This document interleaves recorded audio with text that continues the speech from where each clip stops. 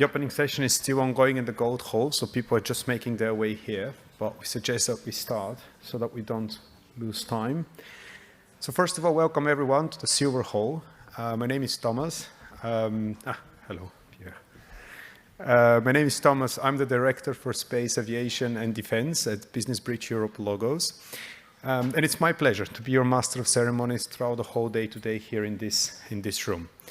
The agenda for this hall, as you may have seen already, is quite packed. We're going to cover sustainability, public protection, the long-awaited topic of RE2 and secure connectivity from space. We're going to talk about traffic management, about aviation, and not least so about global partnership for space. I would like to remind everyone to please use the conference hashtag for publishing on your favorite social media channel or to post questions to our panelists throughout the conference using the Slido app. It's my pleasure to kick off the conference on this stage with our first session on satellites and Earth observation in support of SDGs and the Green Deal, and to welcome our first moderator for this stage as well. Jack, floor is yours. Thank you very much.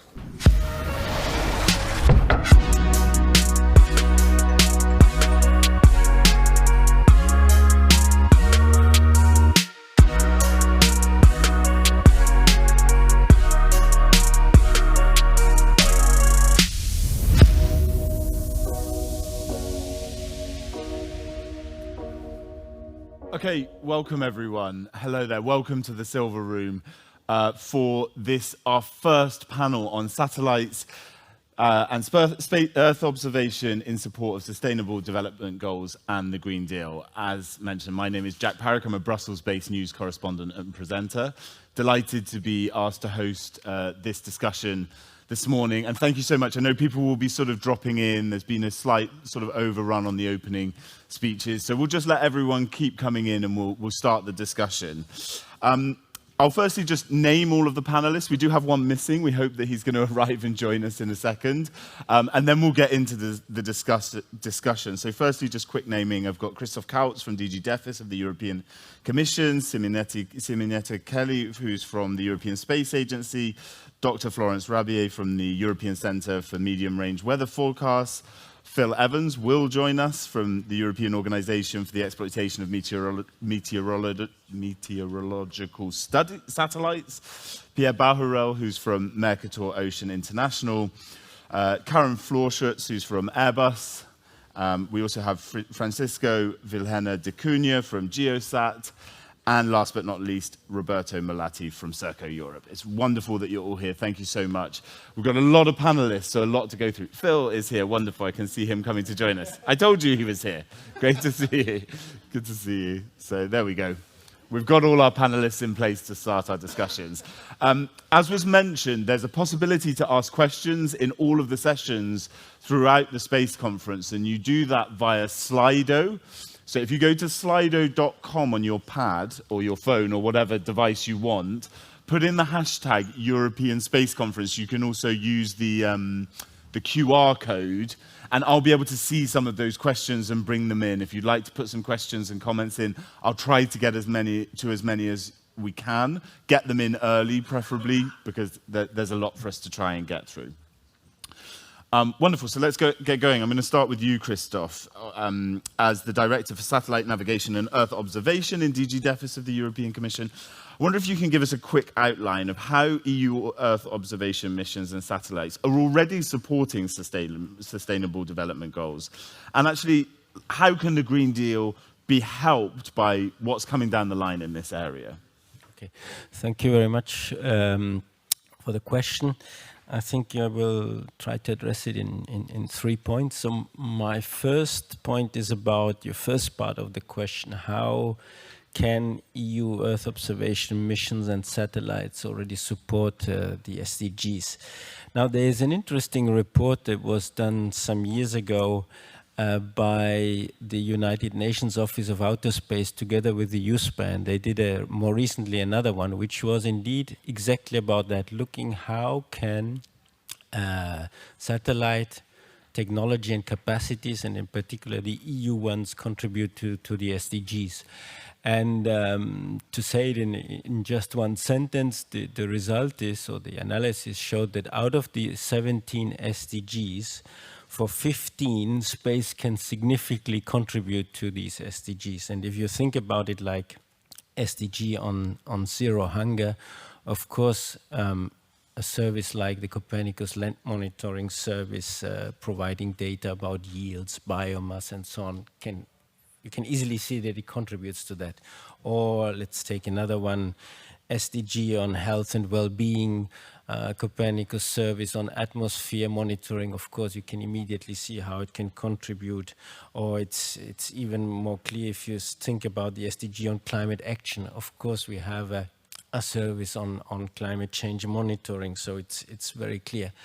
But the second point I want to make, it's not only about Copernicus supporting the SDGs, because of course we have also the other flagships like Galileo and also EGNOS, and in the future IRIS², which support the SDGs. And the easiest example that I always take is precision farming or smart agriculture, where you can easily see how you can combine Earth observation data with guiding, for example, the tractor exactly on the spot, on the field where you have to fertilize or not fertilize. So I think my second point is clearly that supporting the SDGs goes way beyond Copernicus and Earth observation. We also have to think about satellite navigation that can contribute to that. My third point is relating to your second part of the question, how can the Green Deal be helped? And I think I want to start with, let's say, the basis of all of that, and I think which is not so much known perhaps. We have an EU climate law which sets out our objective, which is that we want to be carbon neutral by 2050. And in this EU climate law that sets this objective, it also sets out how we should monitor, how far we are away or how close we are to this objective. And it says we should use data from certain sources, and one of the sources which has to be used for doing that is Copernicus. It's in the basic EU climate law. So you can easily see how fundamental Copernicus is for the Green Deal. And then to your question by sort of how can the Green Deal be helped by what is coming up, and let me stay for a second on Copernicus. Of course, we are constantly improving our infrastructure and our services. So we have currently 2 satellites being built, 2 Copernicus satellites for CO2 monitoring and methane monitoring, which I think will give unprecedented details about CO2 and methane emissions. But it's also about users, because you want to have users, of course, who make use of your data. And there, I think, we have recently opened so-called thematic hubs where you have, with regard to certain themes, all the data from Copernicus centralized being brought together in one place. And one of these thematic hubs is, for example, coastal areas, energy, and you can clearly see the link with the Green Deal. And finally, last point, how can the Green Deal be helped, is of course also through regulatory activities. And here I close the loop with the climate law, because recent EU legislation makes very often reference to Copernicus or the use of Copernicus, like the new forest regulation, or when we revised the common agricultural policy, where you also have references to the use of Copernicus. So voila, I will leave it with that.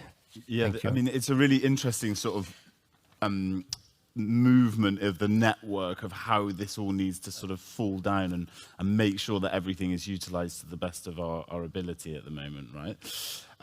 And one place that can help that is the European Space Agency. Simonetta, I wonder, as the Director of Earth Observation Programs at ESA, perhaps you can share some examples of the initiatives that are highlighting what you're doing and how satellites and Earth observation can advance these sustainable development goals. Yes, good morning to everybody. The European Space Agency has been associated to these Sustainable Development Goals from the start. We were in New York in October 2015 when those were kicked off at the General Assembly of the UN. So it's not by chance that we've been actively working on all of them, or most of them out of the 17 in the last few years. We have programmatic lines of activities which have been funded and developed on that, mostly on 4 directions, I would say: Pathfinder activities, demonstration activities supporting the SDGs, and then activities related to platform development, user engagement, and of course demonstration.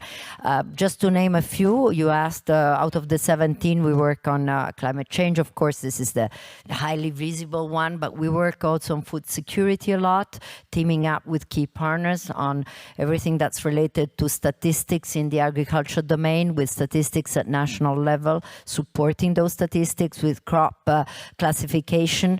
Also what we call Sentinel-4 STAT, or Sentinel-4 Agriculture. We have developed a World Area map recently, which is a world map using Sentinel-2, Sentinel-1 data, that is really supporting everything that's related to the topic, for example, food security.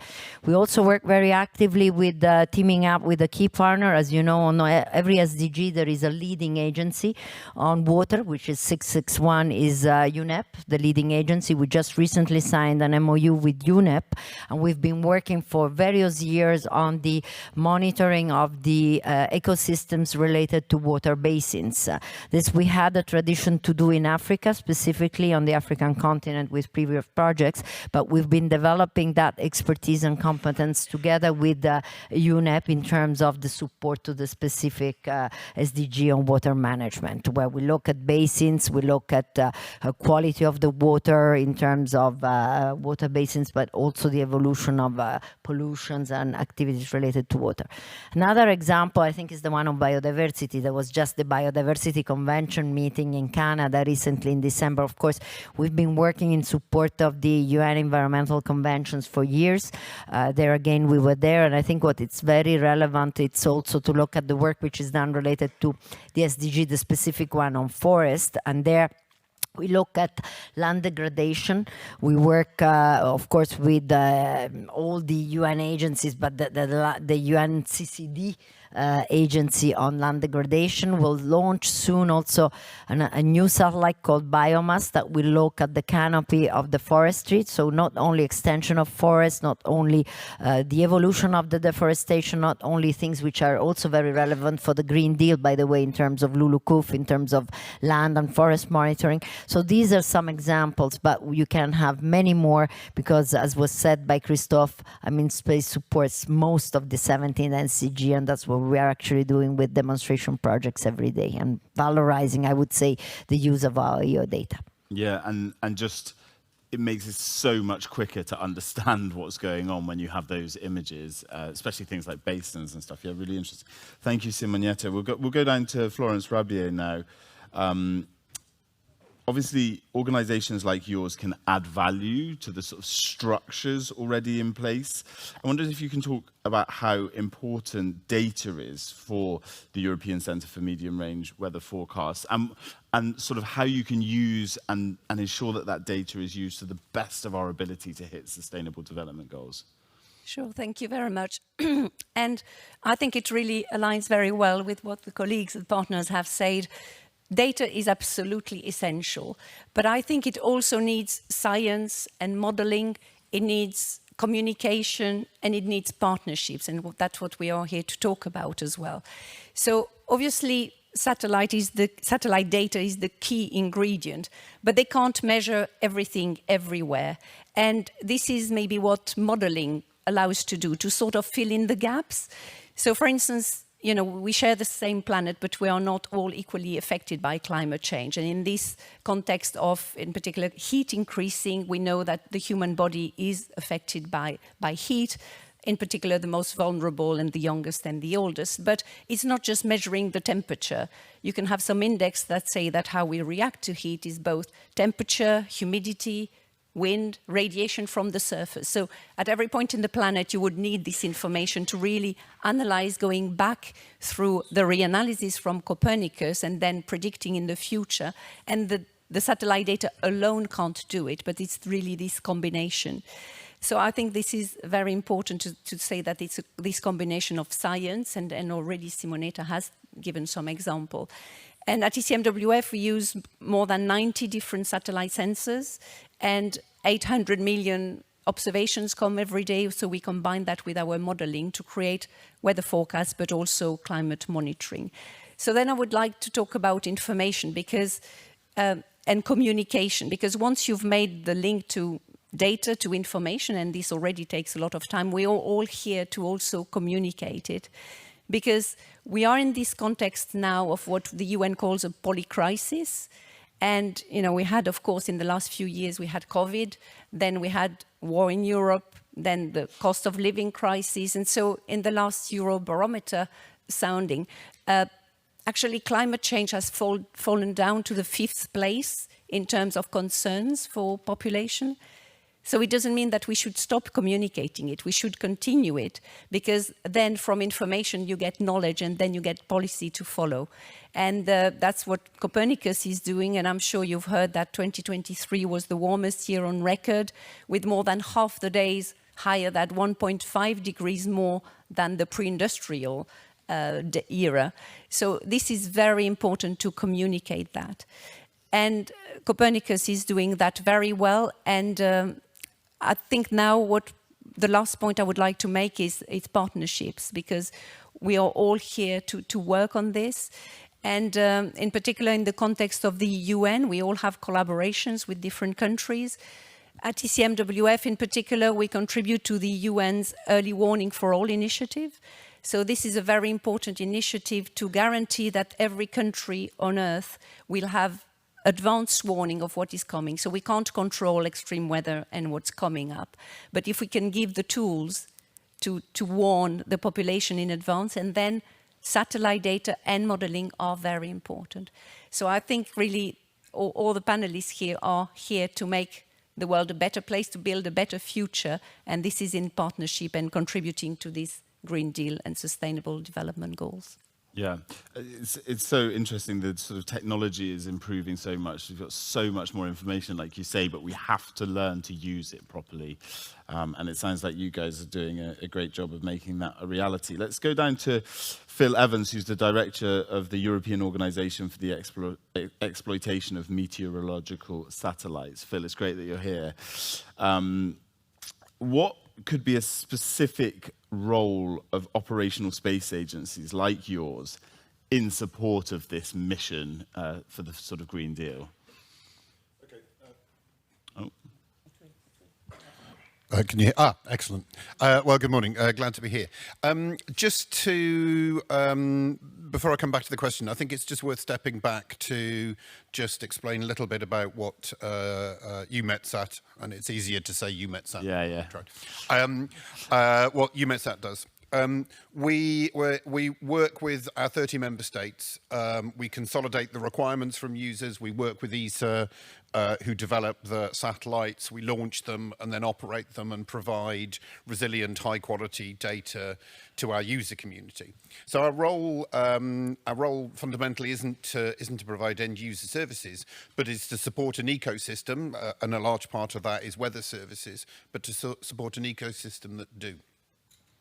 I think it's worth also understanding the significance of weather and climate events and weather and climate data. Over 40 years in Europe, the impact of severe weather events was more than 500 billion, costing potentially up to 150,000 lives. The value of weather services in Europe is around 60 billion per year. In Africa, in 2022, 110 million people were impacted by severe weather, and the economic impact was nearly 9 billion. Now, these are very high figures. Why are they high figures? They are because weather and climate services touch on and impact a huge, wide range of activities. We're all very aware of severe weather impacts and what they do to society. But weather has an impact on agricultural productivity, the spread of diseases, health, industrial activity, footfall in shops, you name it. It's ubiquitous. And because of that, the information that we provide and the service providers in our ecosystem underpin so many activities. The one thing that I wanted to emphasize was the importance of operational organizations in this. And for us, being sustainably operational means a commitment to long-term infrastructure with there in the long term. We provide long baseline data over decades, which is important for climate research. We are really user-focused. Our emphasis is on providing data that supports people who are directly supporting the Sustainable Development Goals and the Green Deal. And we're ready. Our data is there 24/7 with high quality.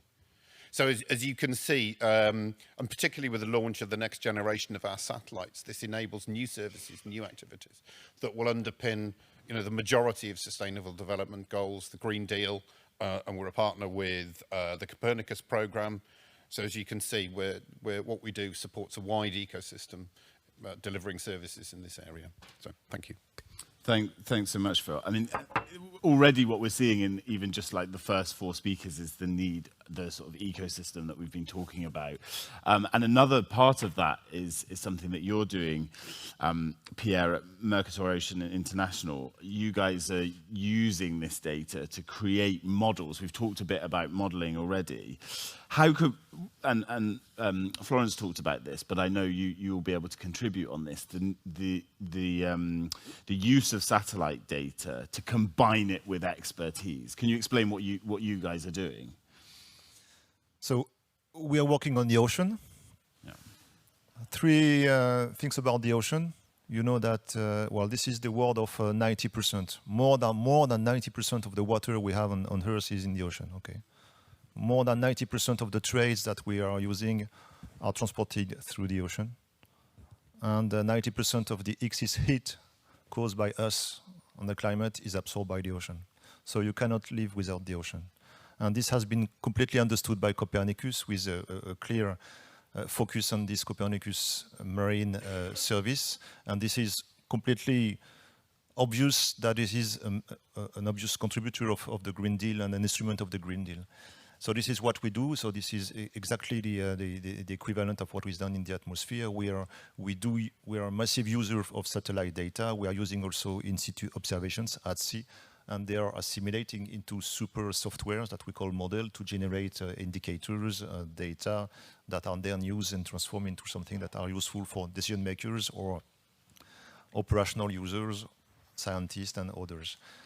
The SDG 14 is about the ocean, and in the EU, Copernicus has been the first to propose something to the UN that has been endorsed by Eurostat, and then the UN as an EU contribution to the SDG 14. So we are very proud to be a Copernicus contributor to the SDG, and it has continued.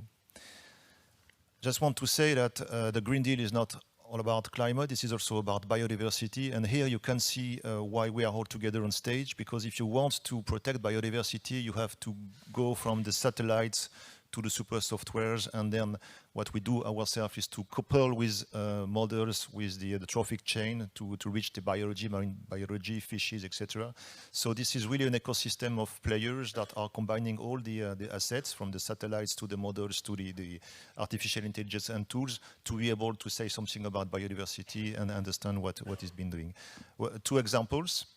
We are providing every year an ocean state report explaining to decision makers what is the state of the ocean environment. So this is something that is based on the collection of the best knowledge we have in Europe, transformed into something that can be quickly understood by decision makers, ocean state report. Second example, operational, the cyclone in La Réunion, where you've seen the news with the devastation of this super cyclone. We were able, few weeks before that, to explain that there was a heat wave that was stable in this area, meaning that the ocean was full of energy that was made available, suddenly available for the cyclone to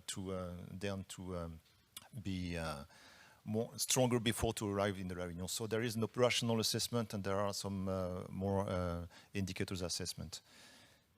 what I would just want to say about this this idea is that the ocean governance, this need for developing ocean information for this Green Deal or for the SDG is recognized at the highest level.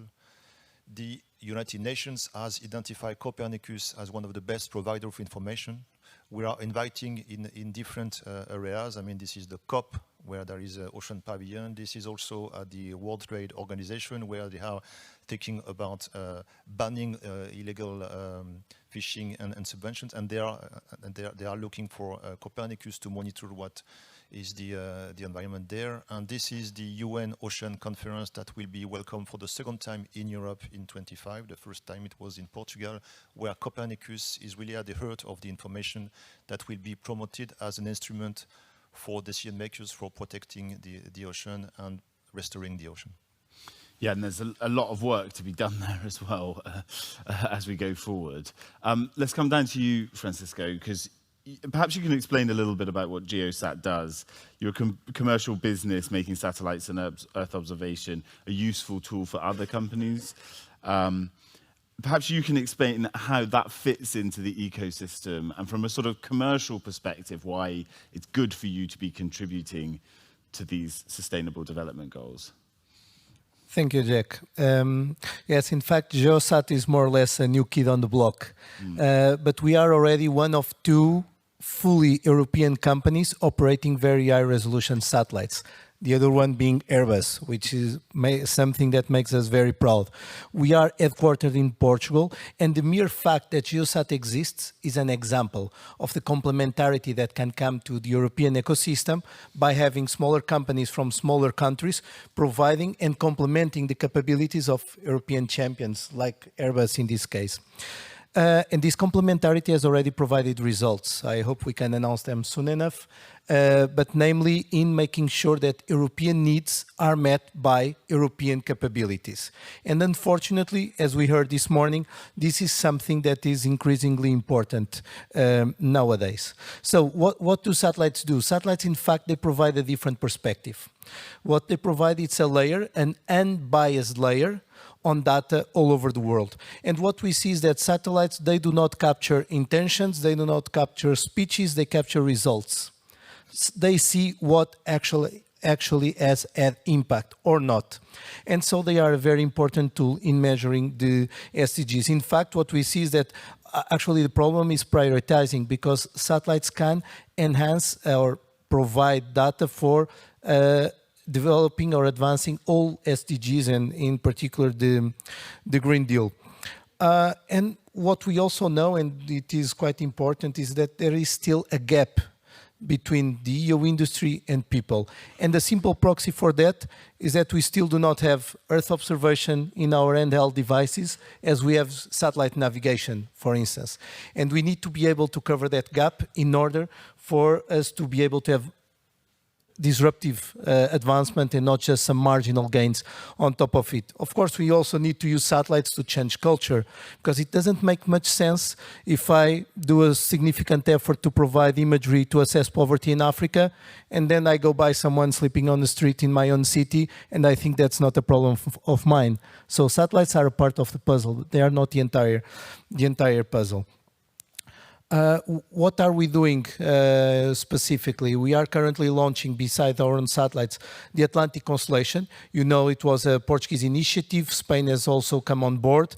And it was initially targeted at scientific and sustainability-related applications, allowing for assessing fast-developing events. What we have understood is that there is the need to add a very high-resolution capability, because security is also something that needs to be addressed by this type of constellations.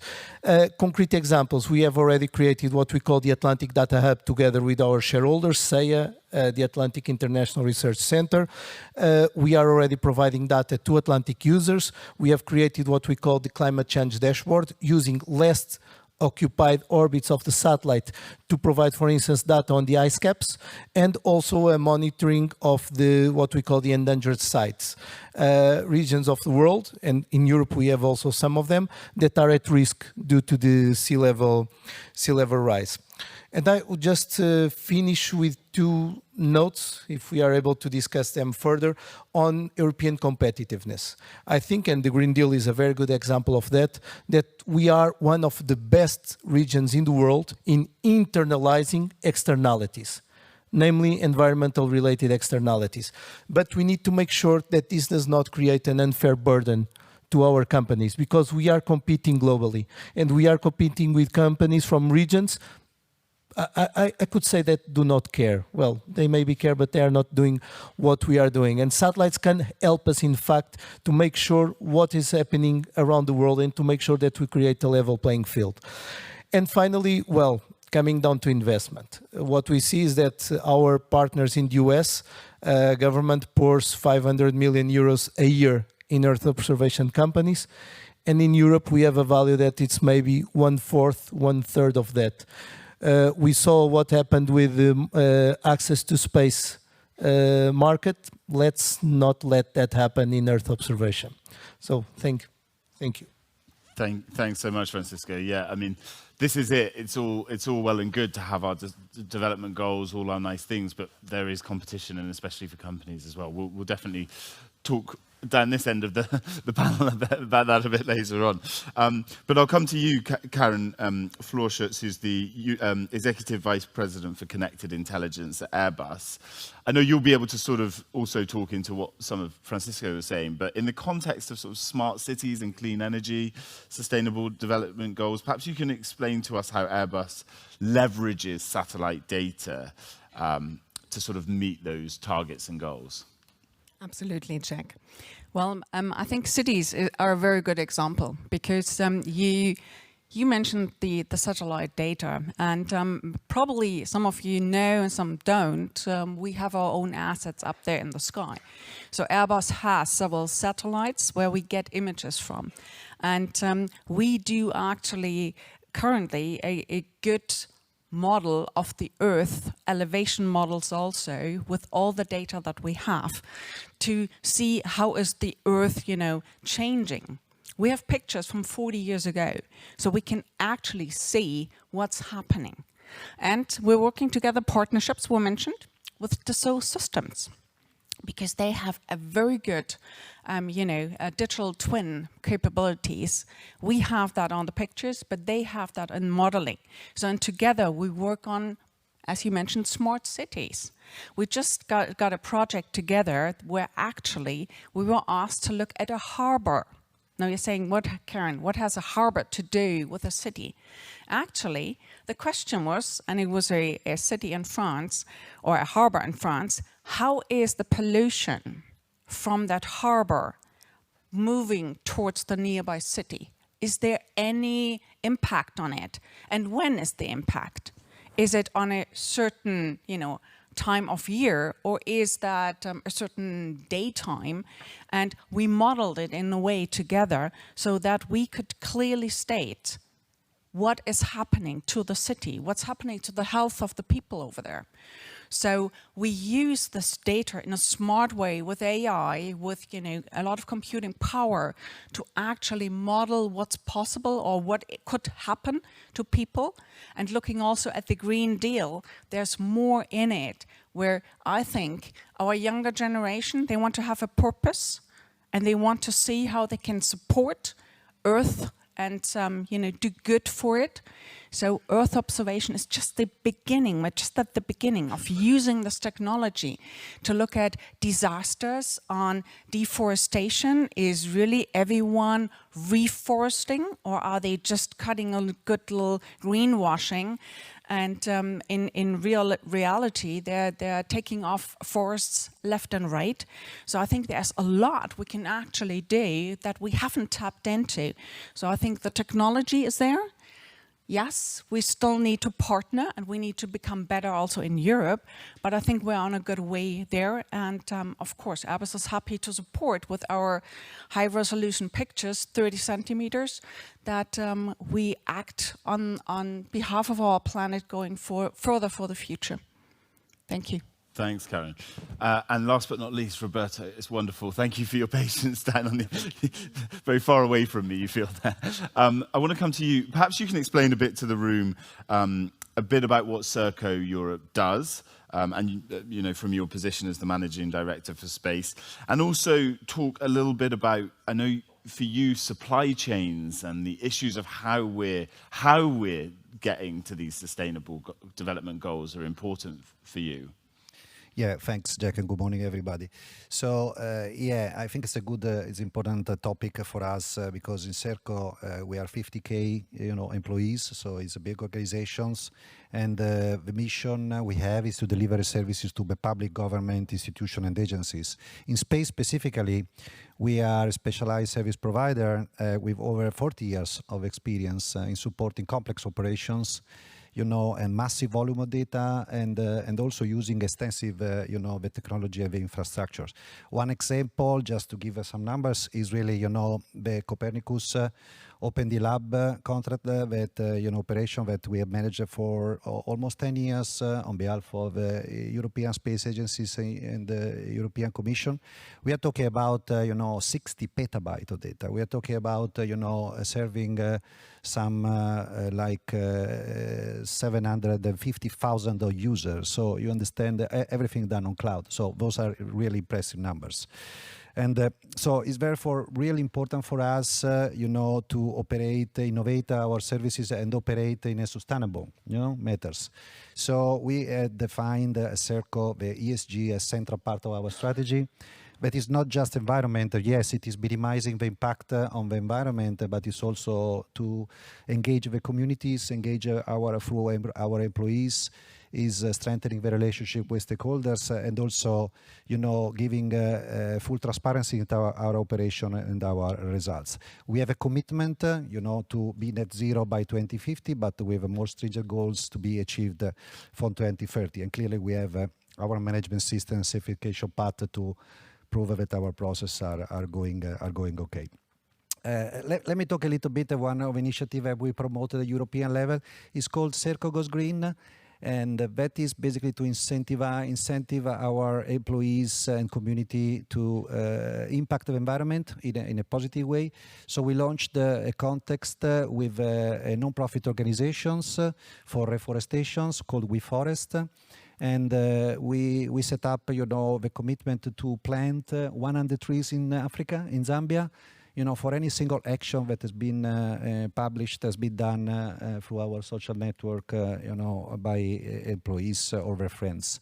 And at the end of a campaign, we got more than 10,000 of trees that has been planted over there, contributing to, let's say, almost 9 hectares of reforestations, and that was really keen to see how we can operate that area. For your second part of the question, I think it is not just the company; it's really the ecosystem that is around us. So, in our case will be really to manage the supply chain, selecting the right technology, right capabilities, but also who from the partners are really, aligned to the same goals and the same ambition for safeguarding the environment.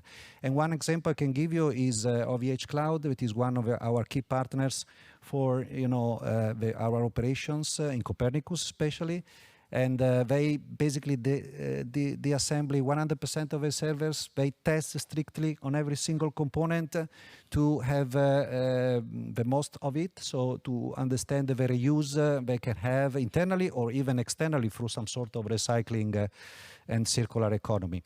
And this is very important because they extended the life cycle of the components instead of asking manufacturing to produce those components and therefore injecting more CO2 in the atmosphere. So the data center as well is clearly an area of focus here, and OVH is really keen to move into limiting and improving any time the use of natural resources. So I think what it is important is really the alignment of the industry. So the industry can have the possibility to, first of all, do their own job, be the good citizens, but also drive the importance of those technologies and those principles for the Sustainable Development Goals, and so that we can contribute to the for our clients, our government institution, to reach their own goals. Yeah, it has to all work together. It all has to fit into the same structure.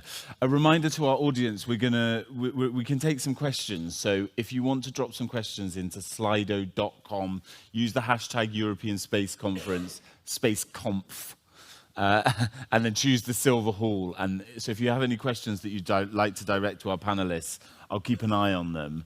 But I'll just come back to you, Simonetta. We've heard quite a lot on the panel about what we should be doing and what we need to do. Perhaps you can bring in and explain to us some of the initiatives, the future initiatives that the European Space Agency is planning to sort of action on this area. Microphone.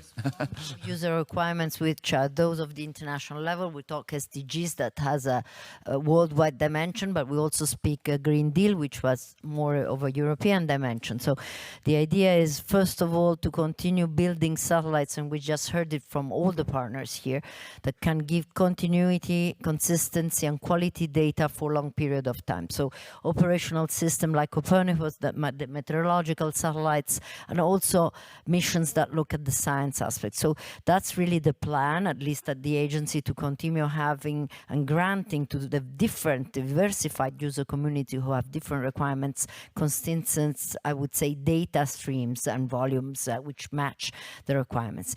The other thing, which is relatively new, it's the idea to really more and more valorize the wealth of the data we had. We recently had a summit meeting in Sevilla. It was an important meeting. It gathered EU ministers, but also ESA ministers, and there the message was, you have good infrastructures in terms of space. Now try to valorize and use at best the wealth of the data you have. We have 350 terabytes per day of available data of Copernicus. We really need the next step to make best use of it. And so what we're doing in ESA, we started a project called Digital Twin of the Earth, which is coupling with a project that we do together with EUMETSAT and ECMWF called Destiny, is integrating digital technologies into the world of Earth observation and space, and combining those two efforts in terms of high computing capability, having modeling, forecasting system, valorizing really this wealth of data that we have in terms of giving tools to decision maker to do best decision for the future. This is going to be essential, I think, in the context we are discussing here of the implementation of the Green Deal, the decarbonization of Europe, to have also modeling systems that tell you what if. This year we saw was the hottest ever measured year in history, and we need to have more and more of these prediction systems that tell us what if scenarios and also help us adjust in terms of to those scenarios. Certainly Earth observation, what we're doing in terms of mission development, but also demonstration projects are going that direction. And we do it in health, we do it, as I said, on many SDGs, we do it on, I would say, quality of the air, which impacts citizens in the cities. So the role we have, it's more on the R&D side, developing demonstration project, but also supporting industry. Because if you do a product that has a value in terms of demonstration product of the wealth and the use of the data, and this is really also giving a potential to industry in terms of having a wider remit of a wider, I would say, commercial potential worldwide sector. Yeah. Would you like to come in, Karen? I can see you. No, I completely agree with what Simonetta said. And I think mentioning the part about purpose, you all know our oceans are full of plastic. And we also have a lot of these ghost nets that create an enormous danger for our species in the sea. And there is now an NGO really looking at cleaning the ocean called Ocean Cleanup from the Netherlands. And we're working together with them because they need clear positioning. Where are these nets? And these nets are moving. So you can imagine how satellite images can support them to find where is that net? How can we clean up this ocean? So there is something that really affects all of us. We want to have clean oceans. We want to have still fish in the sea. So I think the regulation needs to be there, partnerships needs to be there, and we all need to chip in to say, yes, it is important to clean up the oceans and not have a lot of plastic in there. So completely agree with Simonetta said and everyone on this panel, because I think we sometimes believe the Earth is, endless. We have endless resources, but I think our Earth observation pictures can really, the images can support us to do something good also for the next generations. Yeah, and sometimes when we talk about space, we kind of forget that we're talking about Earth as well and what it can do for us. Pierre, I can see you wanted to come in. Yeah, two short comments to connect, because I'm sitting just in between Simonetta and Karen. I just want to illustrate the importance that this Earth observation community is taking now. Karen started by talking about the cities and said, well, now I'm arriving to the harbor, to the port. We are developing with the satellites and all the supermodels a digital twin of the ocean, and we are welcoming local digital twins from the port.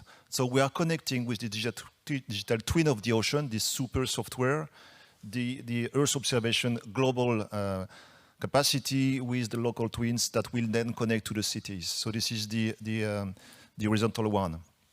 First things, and then the connection is made through these digital twins, artificial intelligence, software, etc. Second one, we are talking about the plastic. Of course, we are involved in this. We are supporting NGOs to monitor the situations, but more than that, this Copernicus ecosystem is invited at the United Nations working group that are preparing the banning of plastics, that are preparing something that should arrive in 1 or 2 years as an international treaty banning this kind of stuff. And this is done with the experts that are part of these Earth observation systems. And we are, as a provider of ocean monitoring information, indicators, and ability to monitor what is going on, invited to contribute. So this is really something to illustrate the power of what we can do all together, horizontally or vertically, to the decisions on the ground when we are working all together. And this is the real life, and this is really what is happening today. Yeah, it's already happening. Florence. Yes, I'm really happy that we already started to discuss digital twins and with Simonetta, and we're also partners in this Destination Earth, building digital twins for the weather and climate. And that is really great. We go to higher resolution and what-if scenarios. But I think also what we want is to not only see the what-if scenarios, but try to control the future if we can. And we know what we have to do. We have to limit greenhouse gas emissions. And for this, I think what's extremely exciting in the context of Copernicus is this CO2 monitoring and verification support system with new satellites that will be able to pinpoint where are the CO2 emissions and report that to the global stocktake. And this can really put the pressure on people to honor their commitments so that we actually control our future, limit greenhouse gas emissions through these wonderful Earth observations and a bit of modeling as well to extract the information. And hopefully we'll have a better future thanks to that. Yeah, and to that point, Christoph, because what's important, sustainable development goals, the Green Deal, are ambitious and important EU policies. But in order for them to function, they need to be explained to citizens that they are working, that we are hitting goals. I wonder if you can talk about how satellites and everything that we've discussed can contribute to proving that it's working and that we're doing the right thing. Well, I think... Yeah. Yes.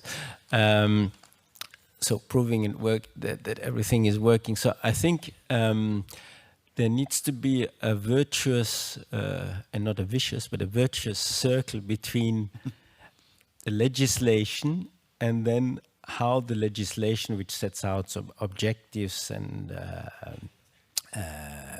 very important objectives, and how this is then implemented, and then that we are able to show that indeed, when implementing these objectives and goals, we are moving into this direction. So to say very concretely, when we say in the EU climate law, we want to be carbon neutral by 2050, of course you need scientific data coming a lot from space or from satellites to show that indeed we are managing to go into this direction, because otherwise it's difficult to get the buy-in from the citizen if we say we have this objective and now we are moving in this direction and we cannot show that we are indeed moving into this direction. So we need this virtuous circle between legislation and technology.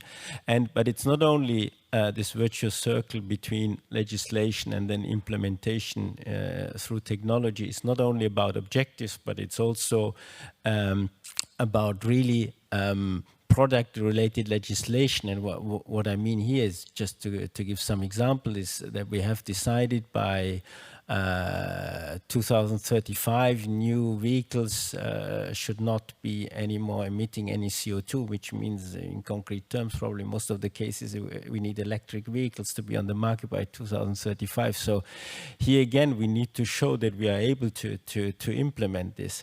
And of course space can help not only in terms of monitoring how we come to these objectives, but space can also support, in concrete terms, reducing our emissions. Because, for example, you can imagine if you have a very sophisticated system that allows you to find the best routes, avoiding traffic jams, you reduce emissions. Or planes is a very good example. With EGNOS, it allows you to optimize your routes, in particular in terms of starts and landings, which reduces CO2 emissions of planes. So I think it's important to say that space is not only there to monitor, space is really there also to concretely help reducing CO2 emissions. Yeah, Phil, coming to you, we're going to need additional systems. We're going to need innovation in this area. I wonder if you can talk as to whether you think we're moving quickly enough. Whether we're moving quickly enough, probably not. I mean, certainly if you consider climate change.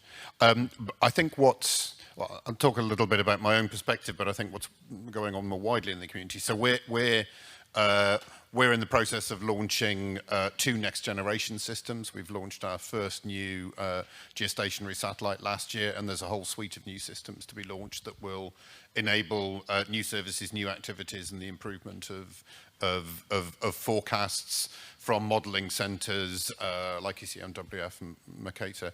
I think one of the two of the things that are interesting and potentially really important in terms of the pace of what we're doing are developments in the space sector, new space, the role that commercial providers might have in putting hardware into orbit faster, more cheaply, and how that element of the overall system can contribute to what we're doing. And you know, I think we've touched on this already.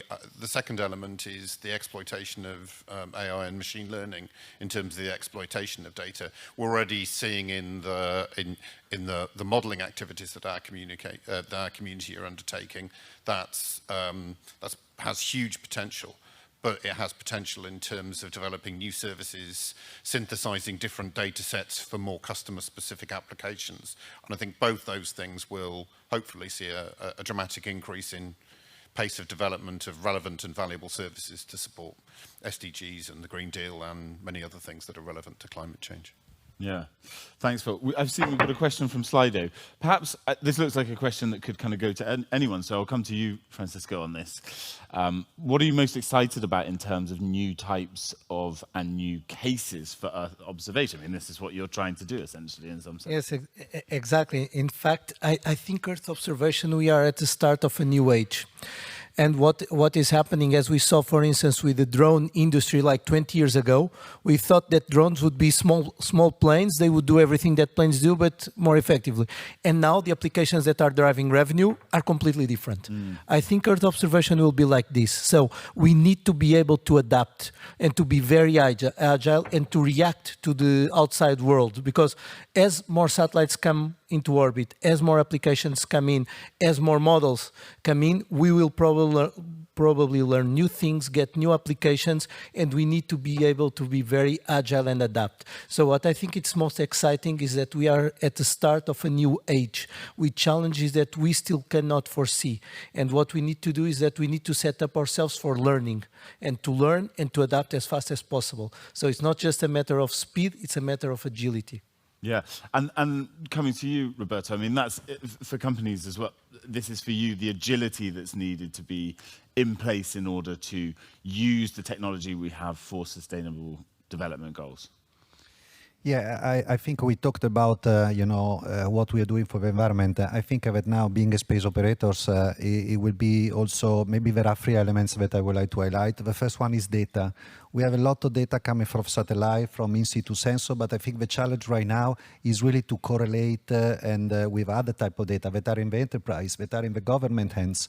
And this is what has been doing right now with, for example, Destination Earth program. This is something that is close to these activities. You need to have data from outside. One other example is the adoption of technology. The second element, I think, is the new technology that is in some cases also disruptive technology, like the artificial intelligence, the generative one. And we are working using the Copernicus data with the Minister of Agriculture in France, and we are combining with some startups that are operating in that area. So that is really cool because at the end of the day, you can understand which is the demand that are coming from population based on different type of data, based on trends, on modeling of kind of things. And then you have a satellite data, the in-situ sensor, that can help you drive the incentive you would like to give to the farmers for producing a certain number of crops, in certain volumes. So at the end of the day, you really, balance and you match the demand and the productions, and you don't have any more shortage of excess of material. That is really a waste of time. The third one, I think, just another element is maybe the interoperability. We are having a lot of activities, a lot of platforms, a lot of different projects, very let's say, important ones. We talked about Destination Earth. We know we have Copernicus. And now we have also Iride Constellation in Italy, for example. It is a new brand one where we are operating with different players. And we have the Portugal initiatives. We have also some initiative in Greece. It will be really interesting to see how we can cooperate better and how we can make the data, maybe instead of duplicating them, instead of overlapping them, why we're not simply getting the data where we just need, or where the services where we just need. And I think that it will impact a better future for our planet. Awesome. Yeah. Look, I think this panel has been generally positive. I think there's sort of hope, obviously some concerns, but there's been some real positive senses here of what we can do. There is another question here. But I think our time is kind of up. Maybe we'll take this question. Why not? We've got a couple of seconds. Shall we have regulations in place to make sure that the satellites used to support the SDGs are not used against it? Technology can be used either way. That is true. Would anyone like to come in on this, Christoph? Yeah. I can say a word. I think I would rather relate this to the question how safe and sure or secure are the data that we have and that come from our satellites. And I think my Commissioner Thierry Breton said it this morning that we're coming up with this EU space law, which will also have as one of the components the issue of resilience and security. And for sure, we will be looking at the question in particular of cybersecurity, so to make sure that these data are not spoofed or modified in one way or the other. So I think this is how I would take the question, and for sure it's an important aspect, and we will try to address it through the EU space law as one of the means, of course. Yeah. Karen, I saw you and you were looking like you wanted. I just agree with what Christoph said, absolutely. And I think if you look at our satellites, for example, our Pléiades Neo, if somebody could get in there, so cybersecurity is extremely important, and could manipulate these pictures, that would not be good for anyone. So absolutely, there need to be some rules and regulations, but also cybersecurity. And I think we need to strengthen that part where maybe some other countries elsewhere are spending a lot of money in, but I think in Europe we need to get that too. Yeah. One final comment quickly, Pierre. Education young generation education. If you stimulate intelligence, then SDG, this is protecting the environment. If you explain what it is about, then this is a key word. Education, education, education comes with this open data, and this idea is, I think, fundamental. Yeah, we have to learn from it, exactly. Thank you to Emma Gatti from Spacewatch Global for that question. I just want to say a huge thanks to our panelists. It's been a really interesting conversation. I think we've covered a lot of ground. There's a lot more ground to cover on this topic. And in this Silver Hall, we're going to be focusing still on Earth observation. The panel that starts in 10, maybe 15 minutes, will be Earth observation in support of public protection and disaster relief. So a huge round of applause for our panelists, and stay in this room if you're interested in that.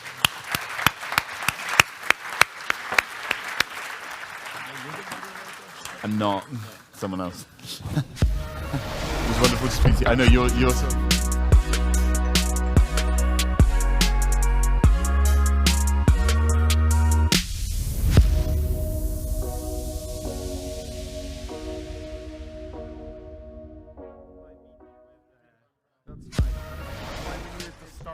The Belgian Secretary of State.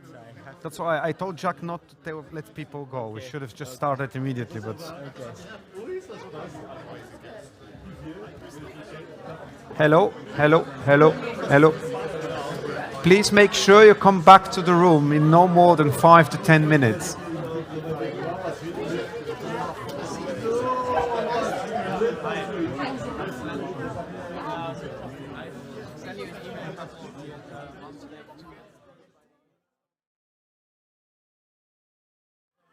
The VIP thing, it's arranged, I think.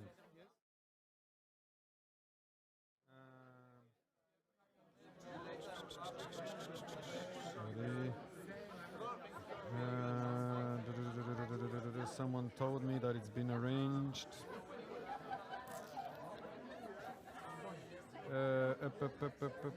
No. 1 second. Couch floor shorts. No? Okay. Write it here.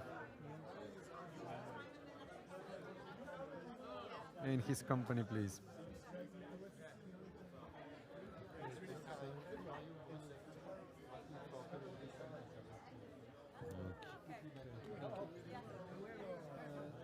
You don't have my mobile, right? I do. I have. Joao send me this one. Oops. Sorry for Sorry, I didn't know you. this one, right? Yeah. Perfect. 701. Okay. Great. Good to see you. Thank you. Great. Yep. That was a good one. I just don't know why Jack let people out. It's crazy. Now it's going to be so tough to bring them back in. Not coffee break now. No, it was. We were supposed to skip it because we're lazy. All right. See you, Francesco. Why did he let them out? Why did he let them out? Honestly. Why did he let them out? I told him 3 times. Jack Parrock. I told him, don't let them out. We're going to start the next panel immediately. Maybe we can already start the same. Yeah, now how are you going to bring the people back? In all cases, you need the Slidos. Yeah. You want to see it first? No, it's just to appear here if we have the time. I have to approve it, okay. Yeah. You're going to stay here. I'm staying here so that I can bring the people. Okay. You're standing or sitting? No, sitting. Okay, yeah. So okay. But Eduardo,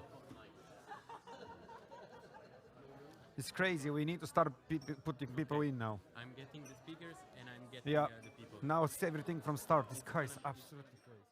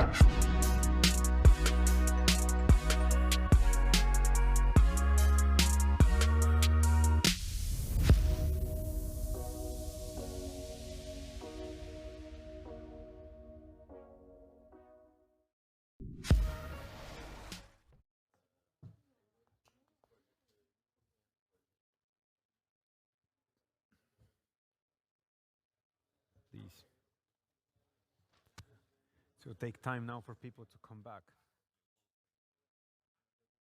Yeah, please.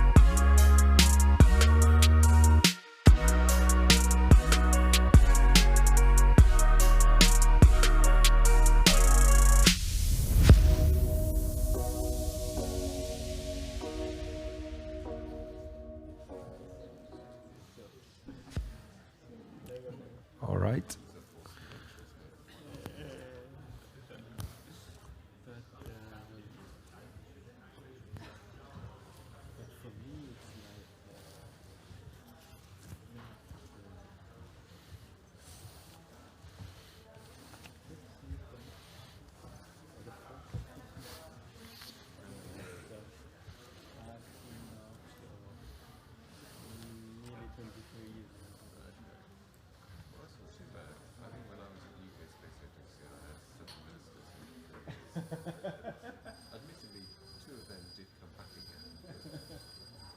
So there was some continuity. I know, but the trouble is, inevitably towards the end, we stop.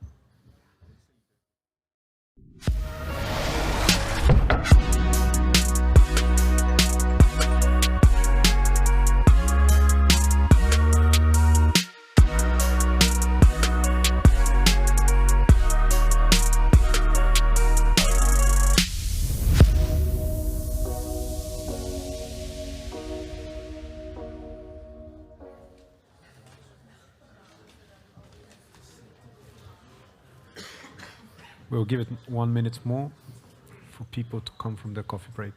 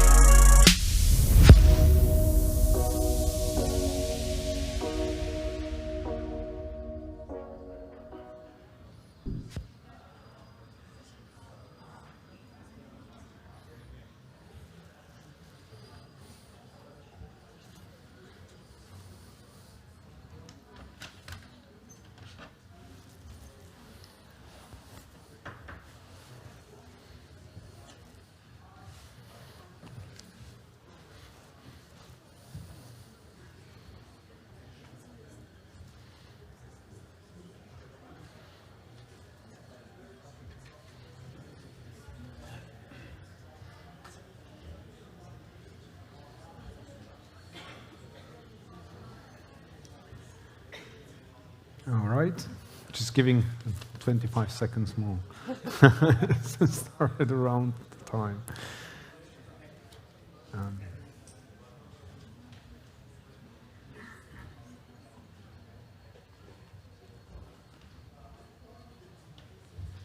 All right.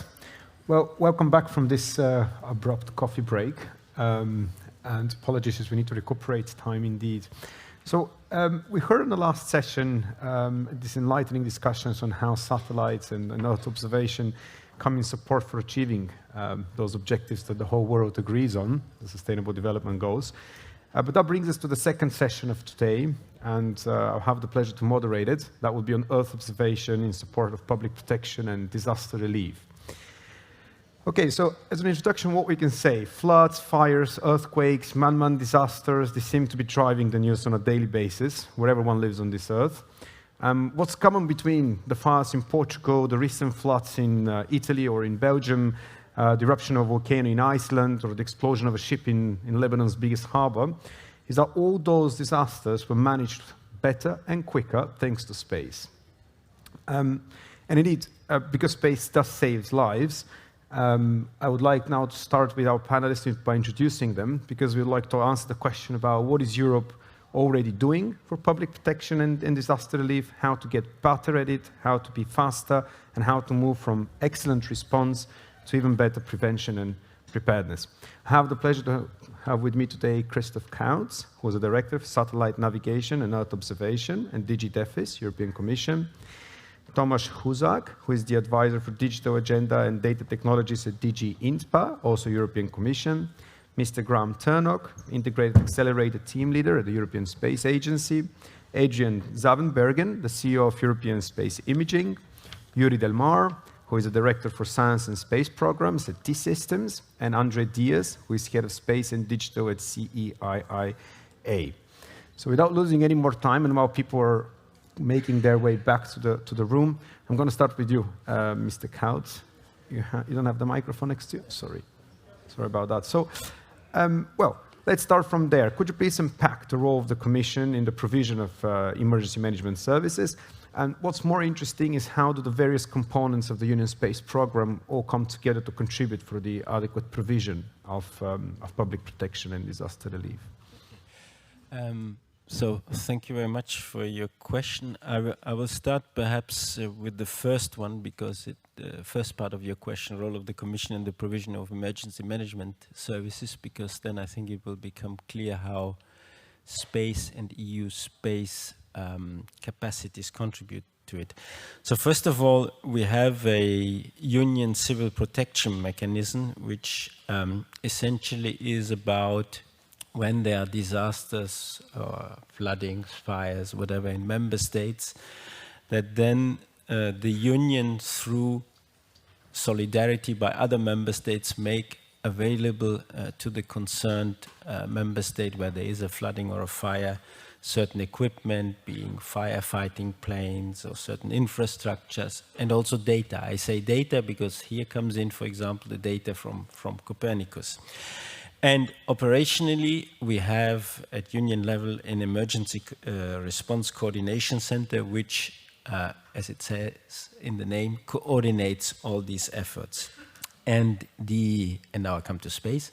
The Copernicus Emergency Management Service is fully integrated into the civil protection mechanism. So this emergency response coordination center can, for example, ask us for Copernicus data in a certain area in the EU where there is flooding, fires, or whatever other disasters you could imagine.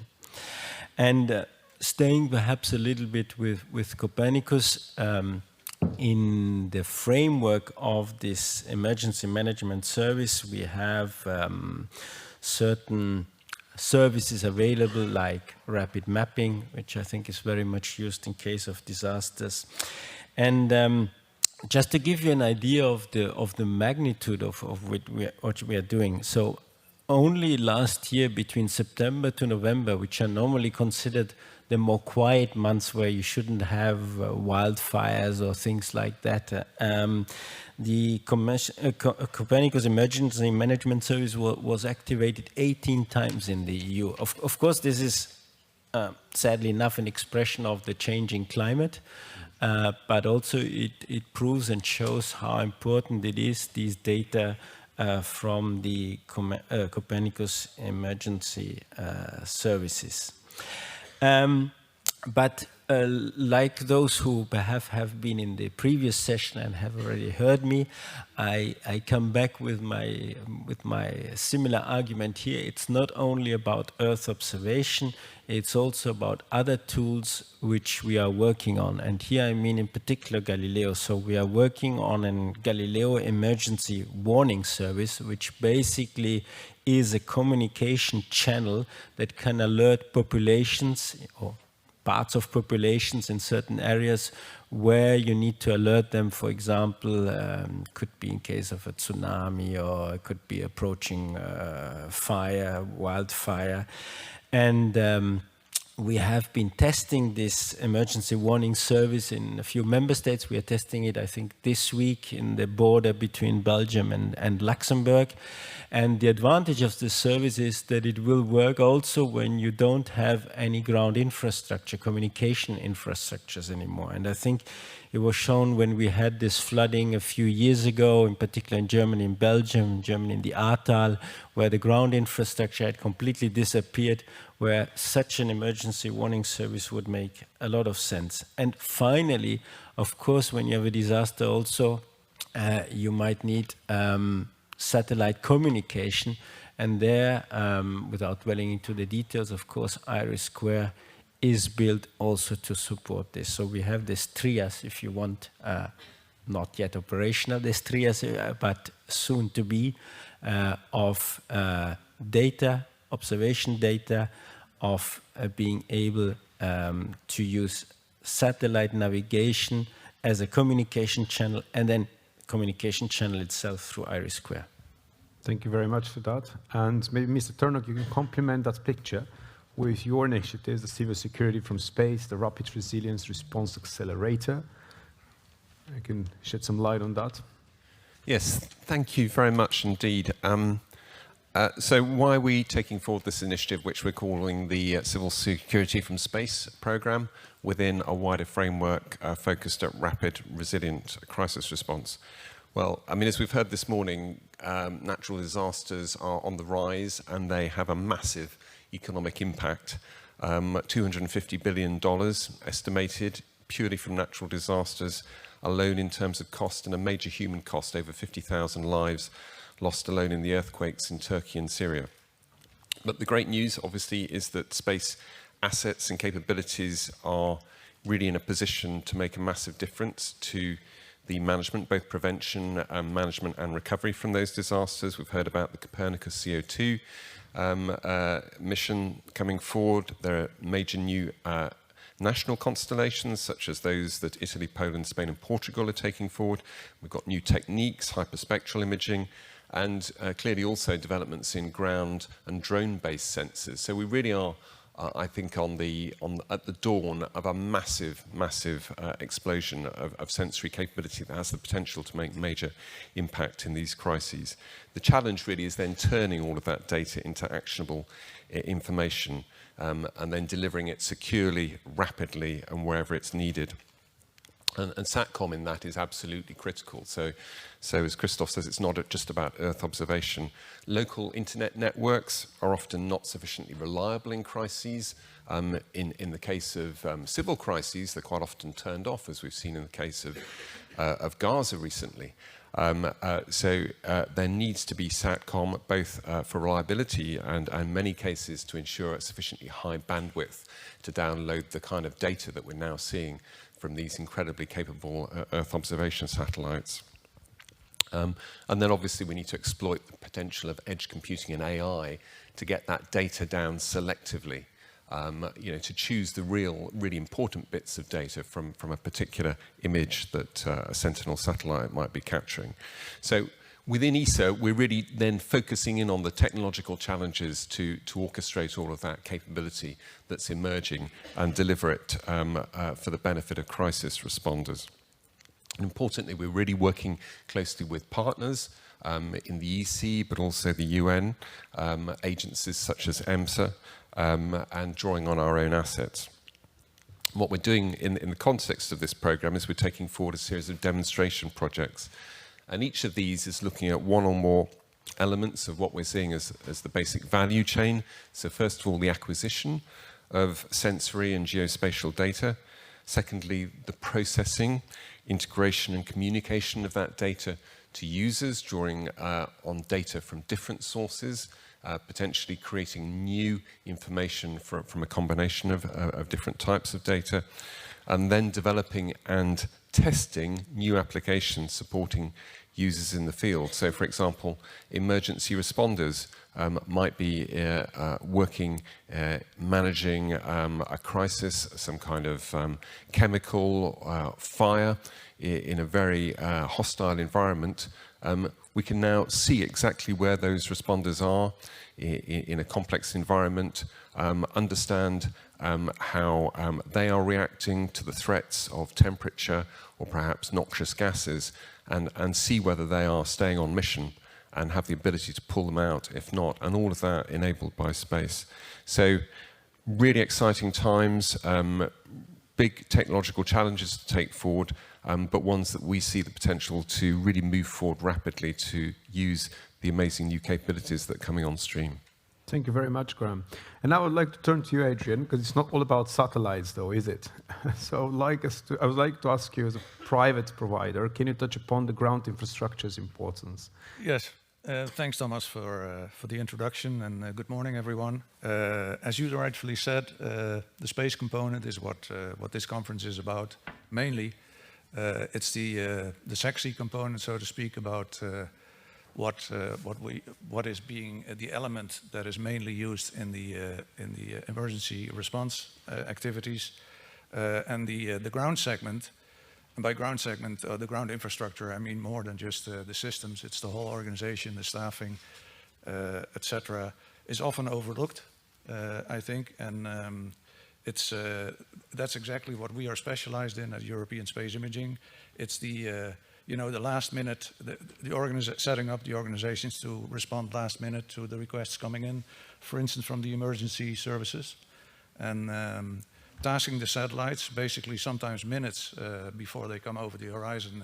You prepare schedules, and then so you have to be able to respond immediately, tasking the satellites as soon as they come over the horizon, and then downlinking the data, huge amounts of data, massive processing, and then the fast delivery. And that is what we do, and what are the edges of our company. Last year, or in the past years, European Space Imaging has invested almost 40 million euros in the ground segment, and that is an investment that almost no other company in Europe in the VHR business has made. It's a huge amount of money dedicated only for the European user community. So it's in designing the ground segment, we've listened carefully to key users, and we've been at the birth of many organizations also that do the rapid mapping, for instance, organizations like the satellite-based Center for Crisis Information, ZKI from DLR in Germany, CERTIT in France. We've worked closely with them already for the past 20 years, and then also to the emergency services that Chris just mentioned.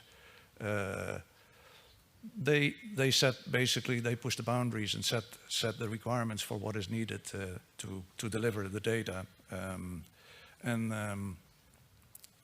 also customers like EMSA. And to give you an example, EMSA is really the one that has been pushing the boundaries the most, I think, in Europe. We started working with them as soon as they became active in the optical arena. They were a bit spoiled by the SAR data that can be processed very quickly. And so they set the boundaries for the optical to a delivery of 1 hour after collection, which in 2012 was quite something. Nobody did it. So we invested in the staffing and the organization to deliver in 1 hour. And then over the course of the program in 2018, for instance, EMSA decided to push the boundary up a bit and deliver in 30 minutes after collection. Single shots, I must say. And then again, 2 years ago, EMSA again raised the bar and to deliver in 30 minutes very large areas after disasters and deliver it to the community. So it's the delivery after collection to the end customer in 30 minutes. At the moment, what we are doing to specific customers is delivering in 15 minutes after acquisition. So that takes again a huge investment in processing power. But as one of the major contributors to the Copernicus program in the contributing missions, we have been able to reach that. To give you an example, it's already almost a year ago now, the earthquake in Turkey, in Anatolia. We delivered routinely, right after the earthquake, we delivered in less than 12 minutes products to the rapid mapping agencies after it was activated by the EMS. So that's a bit of the background about why I think the ground segment is equally and deserves a lot of attention, Thomas. Thank you very much, Adrian, for that. And I would like to turn to you, Yuri, because we hear so many different public-private initiatives all aiming at providing data. But the end user, at the end of the day, take the example of a fire department in Sicily, for example, they only care about getting the best product possible. So what I would be interested to ask you is, what is at stake to homogenize the user experience from all of these different sources of data that you can get? Yeah, thank you. Very good question. Because, if you're in an emergency, you have no time. You need direct data, intelligence, and if I summarize, it's all about this timeliness of the data, completeness, so that you really have a full picture of the situation, like we also have seen from this earthquake example. That it's very easy and immediate access to the data, And last but not least, of course, that you can derive the intelligence that you need. Yeah, that might be very different for a firefighter as for maybe some other crisis response activity in a flood situation. And if I take a small comparison, how far we are now going into this direction with Earth observation, I always used to refer to the weather forecasts. Yeah, we were used in the old days that the primary source of weather forecasting was the news, yeah, on the TV channel. And of course that was presented in a very concise way by professionals, but it was of course a very generalistic weather report. And if we now see what we can do on a mobile device, you have a whole plethora of weather apps that provide you very detailed information, detailed for every kind of user, maybe not so much a firefighter, but like myself, I'm an ocean sailor. Then it's very helpful, of course, to have this weather information directly on your mobile device and be able to interpret it yourself. And it's not only about then of how to get from A to B, but it's also, of course, then very much a matter of safety, yeah, to get there safe. So I think with Earth observation, we are really in the middle of this process to make the same data immediately available, immediately accessible. And we're very pleased with our, say, partnership with the European Commission and ESA to do this as part of the Copernicus program. Since the very first days of the Sentinel missions, we have been involved in building the ground infrastructure to manage the data, to provide the data to the outside world. And that has evolved from, first of all, being able to download the data very easily, now to process the data, and now with the latest contract with a horizon all the way to 2028 to provide really a service around it. Yeah? So the new Copernicus data space that we are now operating under contract with the Commission and ESA provide all this. Yeah? So it is really immediate data, and it's at one place, and it's very easy to use because you don't have to look for the data. As soon as an acquisition happens by one of the satellites, the data will automatically appear in the browser. And whenever you need it, you will find it, and you can start using it, derive intelligence from it, or ask somebody, of course, to help you with that intelligence. And that's first and foremost, of course, a free resource that you can use nowadays. Very important, I think. That's also making it very easy to access. So all the Sentinel data, as you know, is free. But it doesn't stop there. Yeah, we are also now adding the contributing mission data, which includes very high resolution data, which is very important, of course, in this fire situation, probably in a certain moment. So that also here the user or the one responsible to manage the crisis can have the same easy access to that data with the same tools, combine the free data with maybe some of this contribution mission data. And of course, that is maybe sometimes limited to a close user group that have access to this, like the fire brigades. But this Copernicus data space is also set up as an open ecosystem. So also very happy about this aspect, that it's not only about this data. Others can join, other data providers can join this ecosystem to do exactly the same, to make it very easy. To also use their data in complement to the already existing data on the data space. And application providers, algorithm developers are also invited to really join this ecosystem to help users understand the data very quickly and use it for their purpose. And some examples, the Copernicus data space nowadays already used in the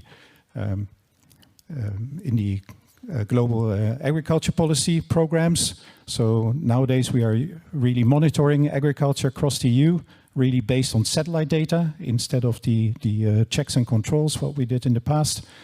So this shows the dimension of that we can do, but also really in terms of Earth observation, it's now possible to really develop global land cover maps, forest maps within very short time periods, because all this data is in one place. And if I may say, we have later here the representative from DG INPA. We're also very happy that they are supporting also to now use this expertise and know-how to export this into the world. So not only to have it as a very useful tool for Europe, but also for other regions, South America, Asia, that maybe not have all the expertise to do this themselves.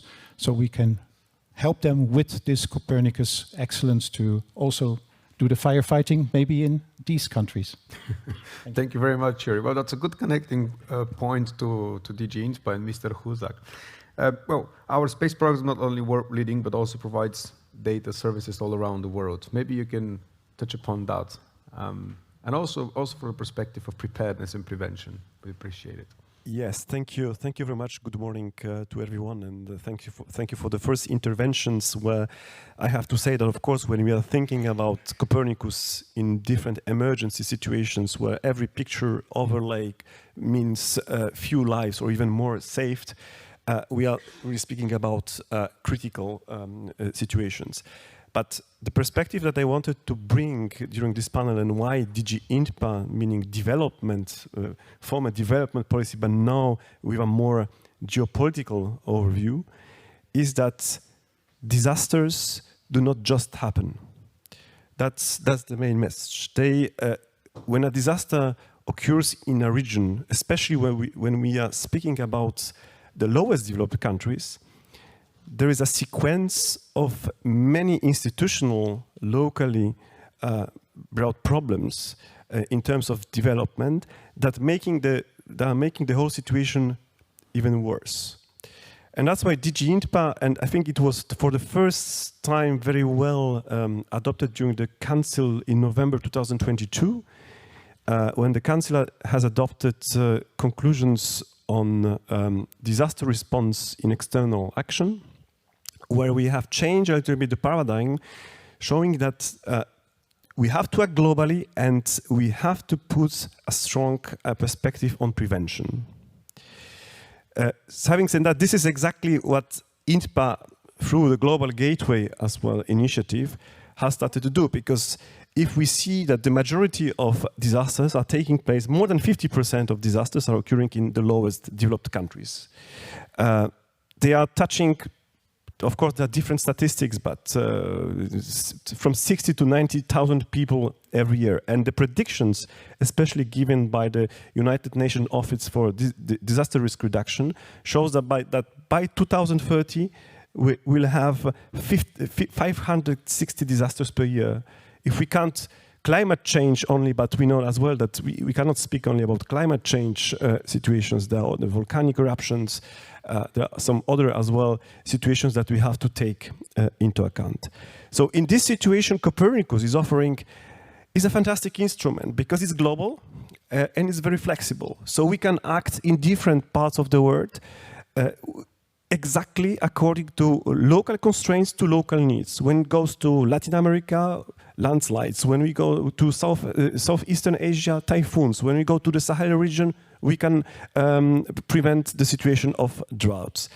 So having said that, INPA, especially during the first 2 years of operation of Global Gateway, has managed to build already a solid ground in Latin America, in Panama, with the Copernicus Center of Excellence, that will exactly focus on different risk reduction mechanism concerning climate change. It's reinforced by another one in Chile, which will focus on the situation on oceans, but as well on agriculture, crops, and resources management. We are developing as well operations in Africa with a new program that we have already launched of 100 million euros, where one of the 3 pillars is exactly devoted to emergency situations and the disaster risk reduction mechanisms, and is based on a long-standing 20 years cooperation in Africa on the GMS instrument that started with oil spills disasters and then went through exactly cyclones, droughts in this area. It just 1 week ago that we adopted a new as well approach to South Asia, which is a new grant for us, because here again we have different types of disasters that may occur from typhoons, through droughts, but as well to something as well new in this whole situation, that are the glacier outbursts and floods coming from the glaciers, which is as well a new situation. So having said that, Copernicus is offering a myriad of different possibilities to do more. What is very important, and this is how INTPA is engaged in dialogues with partner countries, building on digital economy packages, and through those digital economy packages, those partner countries are expressing the will to reinforce the administrations, the local communities, the management, especially how to manage the data coming from space in order to make appropriate use of it. And this is a crucial issue for INTPA. In order to make sure that the disaster reduction risks are properly managed, we have to start to reinforce, to make the capacity building on the ground in order to reinforce those communities to better understand the processes, the data that Copernicus is providing, and then to build on this appropriate strategies to avoid the worst in the future. Thank you. Thank you very much. Thank you very much, Thomas. I would like to just complement all of this picture with a question to you, Andre. Undoubtedly, all of those disasters, they had long-term repercussions, both on people and on nature. Can you touch upon the aspect of post-disaster management? Of course, Thomas. Or monitoring as well. Just really quickly, because I guess we're kind of the new space player here. So I'm from SAE, we're coming from Portugal, and we are really promoting what we are now going to present today, which is the Atlantic Constellation. And we represent, let's say, a coordinated strategy to build capacity, not just in Portugal, but across our partners for satellite integration and then operation of, let's say, an integrated data hub mostly for sustainability, security, and also innovation. So this is, for us, it represents a 70 million euro effort in investment over the next 2 years. And but because we are part owners of Geosat and we've had more than 10 years expertise precisely in post-disaster monitoring, it's interesting to see mostly, and I'll focus on this, as we have all said, minutes can save lives, right? So the situational awareness that more and more we can have with this new generation of constellations, and also the very high resolution that comes with it is very important. And I guess it's clear that we understand what's the role of Sentinel in the entire processing chain that we have. But when a disaster occurs, you need rapid availability and you need very high resolution. So one of the key evolutions that we've seen over the past few years, and Adrian just touched on that as well, just as an example, we were a key player in the La Palma volcano eruption just a couple of years ago. We kind of set our internal benchmark for close to 30 minutes response time in terms of delivery of the information to the ground. Now, with the past 2 years of all the security events unfolding, not just in terms of disaster, but really the human disaster that's been occurring across the globe, our teams have been pushing the boundaries to close to the numbers that Adrian just mentioned of 12 minutes. So it's clear, and I guess for the Earth observation community, and as we look for new use cases, it's clear that security is the only one where real time is truly important. And the challenge there is for us to be ready at all times for that. Not just because there's a war happening, but how can we make sure that we will coordinate all our efforts. It can be in the case of making sure that we're all together in the common data spaces that we're then going to explore.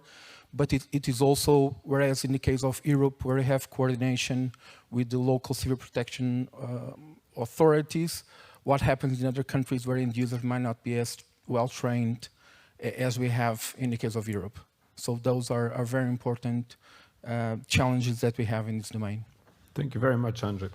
Coming back to you, Yuri. Okay, to just go to the future now, what, according to you, should Europe do next? And please be short. Thank you. Yes.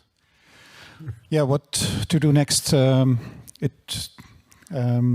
This new Copernicus data space, we started with it about 1 year ago. It took us about 6 months to put together all the data and the services, really having one portal where users can access it. And we now also have this dashboard where you and everyone else can really see what we are doing every day. And I think that is pretty amazing. So from August till now, we have, in just these few months, we have more than 140,000 registered users. We have like 40,000 users logging in every day to use the services. And the trends that we see, and you can also see for yourself, are very interesting, because it shows a bit that people are less downloading data, but now really starting to use these interactive services. Yeah, so really use the browser to discover data, to analyze data, and to do that for themselves. And one very positive feedback I got was from the ERCC here in Brussels, in DG ECHO. We had a discussion with them early December on how they are using, of course, since many years already, all the Earth observation data to do the emergency response in Europe and help the national entities as well. And when we showed them how this interactive way of using the data can now complement what they already have, they directly said, hey, this is great, we have to try it. And yeah, now the latest feedback from last week is all the analysts in that ERCC have now started to use this way of also looking at data and doing also maybe some prevention in this direction. So all this is helping us, but there are still, I think, a lot of steps to do. All about awareness, I think, to really make this new way of using Earth observation data more known across Europe, especially also in the member states, and to also help them understand that it's something that also can be done by machines, not only people. So machines can also connect now to the data. We have a whole range of interfaces that machines can use, also using maybe then newer methods, including artificial intelligence, to really connect to the data and use it in another app. Yeah, like the example from the German civil protection.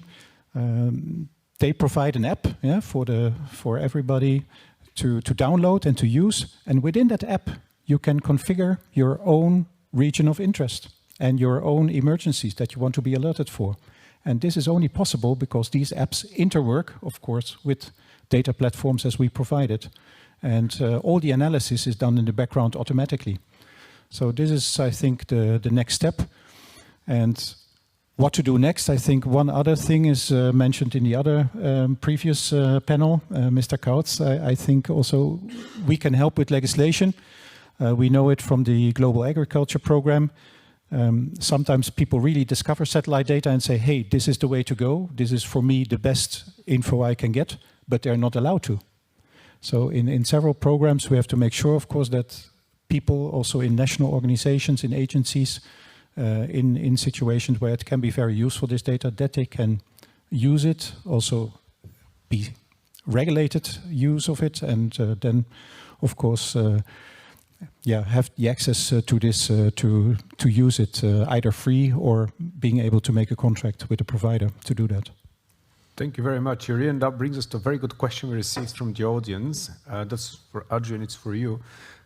How much of the delivery is done by computer and how much by humans? It's a question by Mr. Duran from Technical University of Delft. Builds up on what Yuri was talking about, right? Yes. Very good question. Once orders have been activated, so let's say before the collection starts, there is no more human interaction.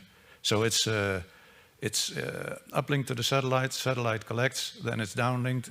Actually, during the downlink, these specific orders that are needed for emergency response are prioritized automatically by the system. It's produced and dropped in a bucket. Actually, for some customers, we do that within 30 minutes, but including the AI analysis of the data.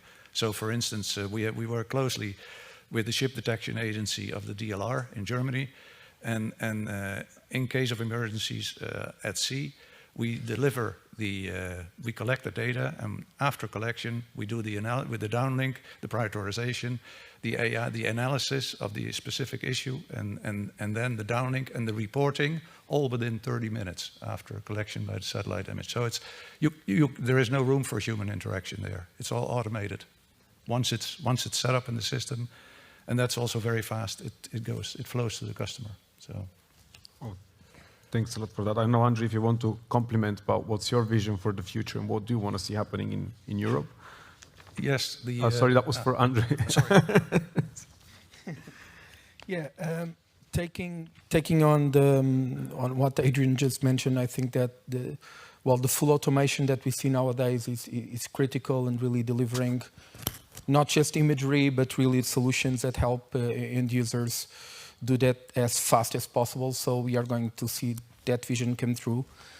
Like I said, I think that the role of the commercial space assets will drive a lot of capacity building that we'll have in Europe. So I think there's also a place or a role to be played by the EU or ESA in how to articulate with the commercial space sector to really be ready for these kind of new challenges. And overall, like we said, I think the creation of the data spaces, but really being able to combine in situ together with satellite knowledge in seamlessly real time, that is the vision, right? And how do you use AI to do just that? Thank you very much, Andre. To wrap up the panel, I'm going to give you the floor to the three of you gentlemen on that side. But I would like to pose you a challenge. If you can do that in one sentence, what's the next for you from the perspective of the institutions that you represent? Maybe Christoph Katz, with you, we can start. So what's the next? I think three elements. First one is we need to work on further improving, developing our capacities and capabilities. I said it in the other panel, there are new CO2 mission satellites in planning, there are expansion missions for Copernicus in the planning, there are Sentinels, next generation satellites in planning. Second is, I think it was said here, and it's very important, we need to work on always improving how we are able to work on our data, how to interpret better our data, how to be fast in interpreting these data, and this relates to higher computing power and using artificial intelligence. I think the artificial intelligence is a very important aspect here. And three, still continue improving the interaction with the users, and it was mentioned the Copernicus data ecosystem or environment that is being developed. I think it's a very good path in this direction. Mr. Turnock, that was more than one sentence. But it was 1 minute. But that's fine. Okay, I'll pick up the same challenge. So for us, what's next is really taking forward the demonstration projects that we're doing under Civil Security from Space, proving that applications work. And then the critical thing is to scale up those applications, certainly across Europe, if not globally, because that's really where the benefits arise. We don't just want to sort of experiment. We want to get widespread application and real value added in these crisis situations. Thank you so much. Yes, from our perspective, from DG INTPA, I think more and more integration between the space and the weather community, between as well the industries and the application worlds. Because what's important from the international side is that this cooperation brings two benefits. One, we have even more data, even more situation that we can analyze. Second, helping our partner countries means that we are as well managing many security risks that potentially could then come like migration, displacement of people, refugees. So it's in our core interest to think about risk reduction in terms of disasters in our European context, but as well to look at it from the global perspective. Thank you. Thank you very much, Thomas. Sorry. Yeah, I'll keep it very short. I see we are almost done here. One sentence is. I make it half a minute. What's new with us? We are going to work with 6 new satellites this year, starting in spring. 4 of those have a mid-inclined orbit, and what is the relevance? of that is that you will have multiple coverages with 4 satellites a day. So, for instance, if you want the Mediterranean area, you want to monitor that, you can do that 15 times per day, starting as soon as there is daylight. So that is going to be a unique aspect that we're going to bring to the market in the coming months. Is 15 being able to image in case of emergency early in the morning, late in the afternoon, versus now you can only image. Usually the satellites are in a sun-synchronous orbit, so you can only image during noontime. So that's something new. Thank you very much, Adrian. Yuri. Yes. We invite every one of you, data providers, software developers, algorithm researchers, AI specialists, data scientists, join the Copernicus Data Space ecosystem. I think it already has a very fast-growing, big community. 140,000 users are there. As soon as you publish something on the ecosystem, they will see what you are doing, what you're contributing. I think it's a great leverage that you can use and for the benefit of all the users around the world. Thank you. Thank you, Yuri and Andre. Yeah, just to finalize, for us today, and this event is about the Atlantic Constellation and bringing new partners together and really combining both public entities with private companies, coming up with new space assets, new constellations, where we can really be the key providers for the next decade for these kinds of services, right? And complement the Copernicus ecosystem with the commercial ecosystem that really drives this market. Thank you very much. And please, a round of applause for all of our panelists.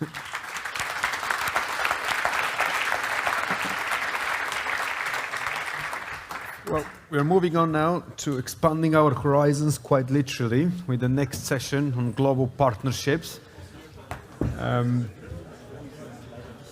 Bear in mind that there is no break between now and the next session. The next session starts now. And I would like to invite Tomasz Chrozinski on the floor. You're staying for the next panel, right? For the global partnership. Yeah. Tomasz Chrozinski.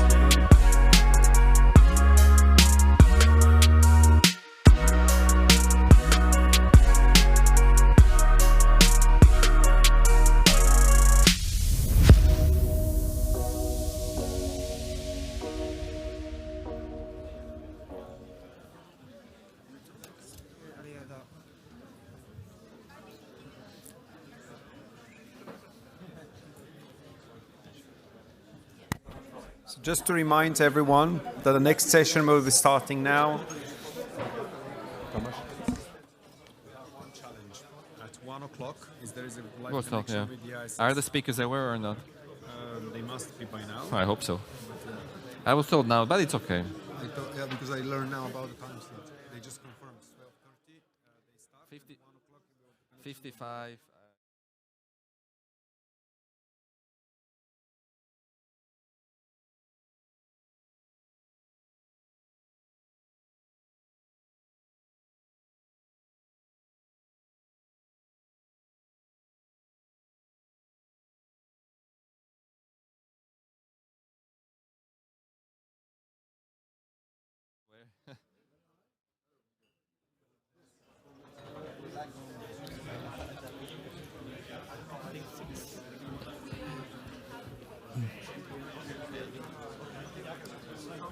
Sorry. Yeah, that's last minute, so it will happen here. So it's 12:55. I need to cut. You need to cut and you invite.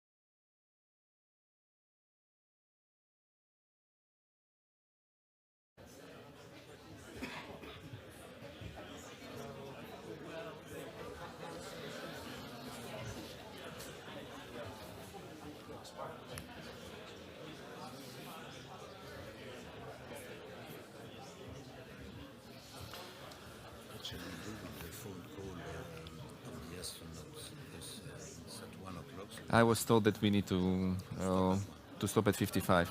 Yes, it's a use, but yes.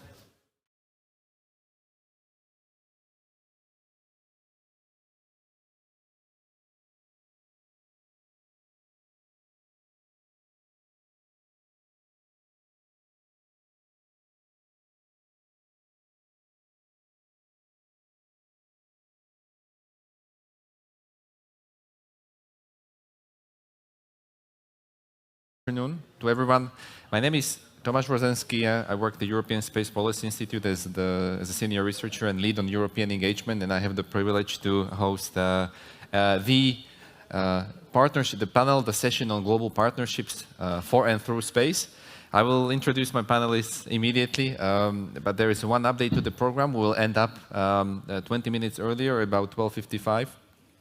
Because the organizer updated us that there is going to be a live connection to the International Space Station right afterwards. You do not, as participants, you do not need to leave the room, so the connection will take place here. For us, it's we need to speed up, and at SP, at my organization, we'd like to challenge people. So I guess this is a challenge for all of us to speed up, or maybe try to be even more direct in the replies that we're doing. So today for the session, I'm joined by a panel composed of Eric Morel de Westcover from ESA, Sudo Katsuya from JAXA, Tomáš Husák, European Commission, Matthew Kopp from NASA, Tushar Padnis from ISRO, Paul Cunet from EUMETSAT, and Miguel Miranda from the Air Center.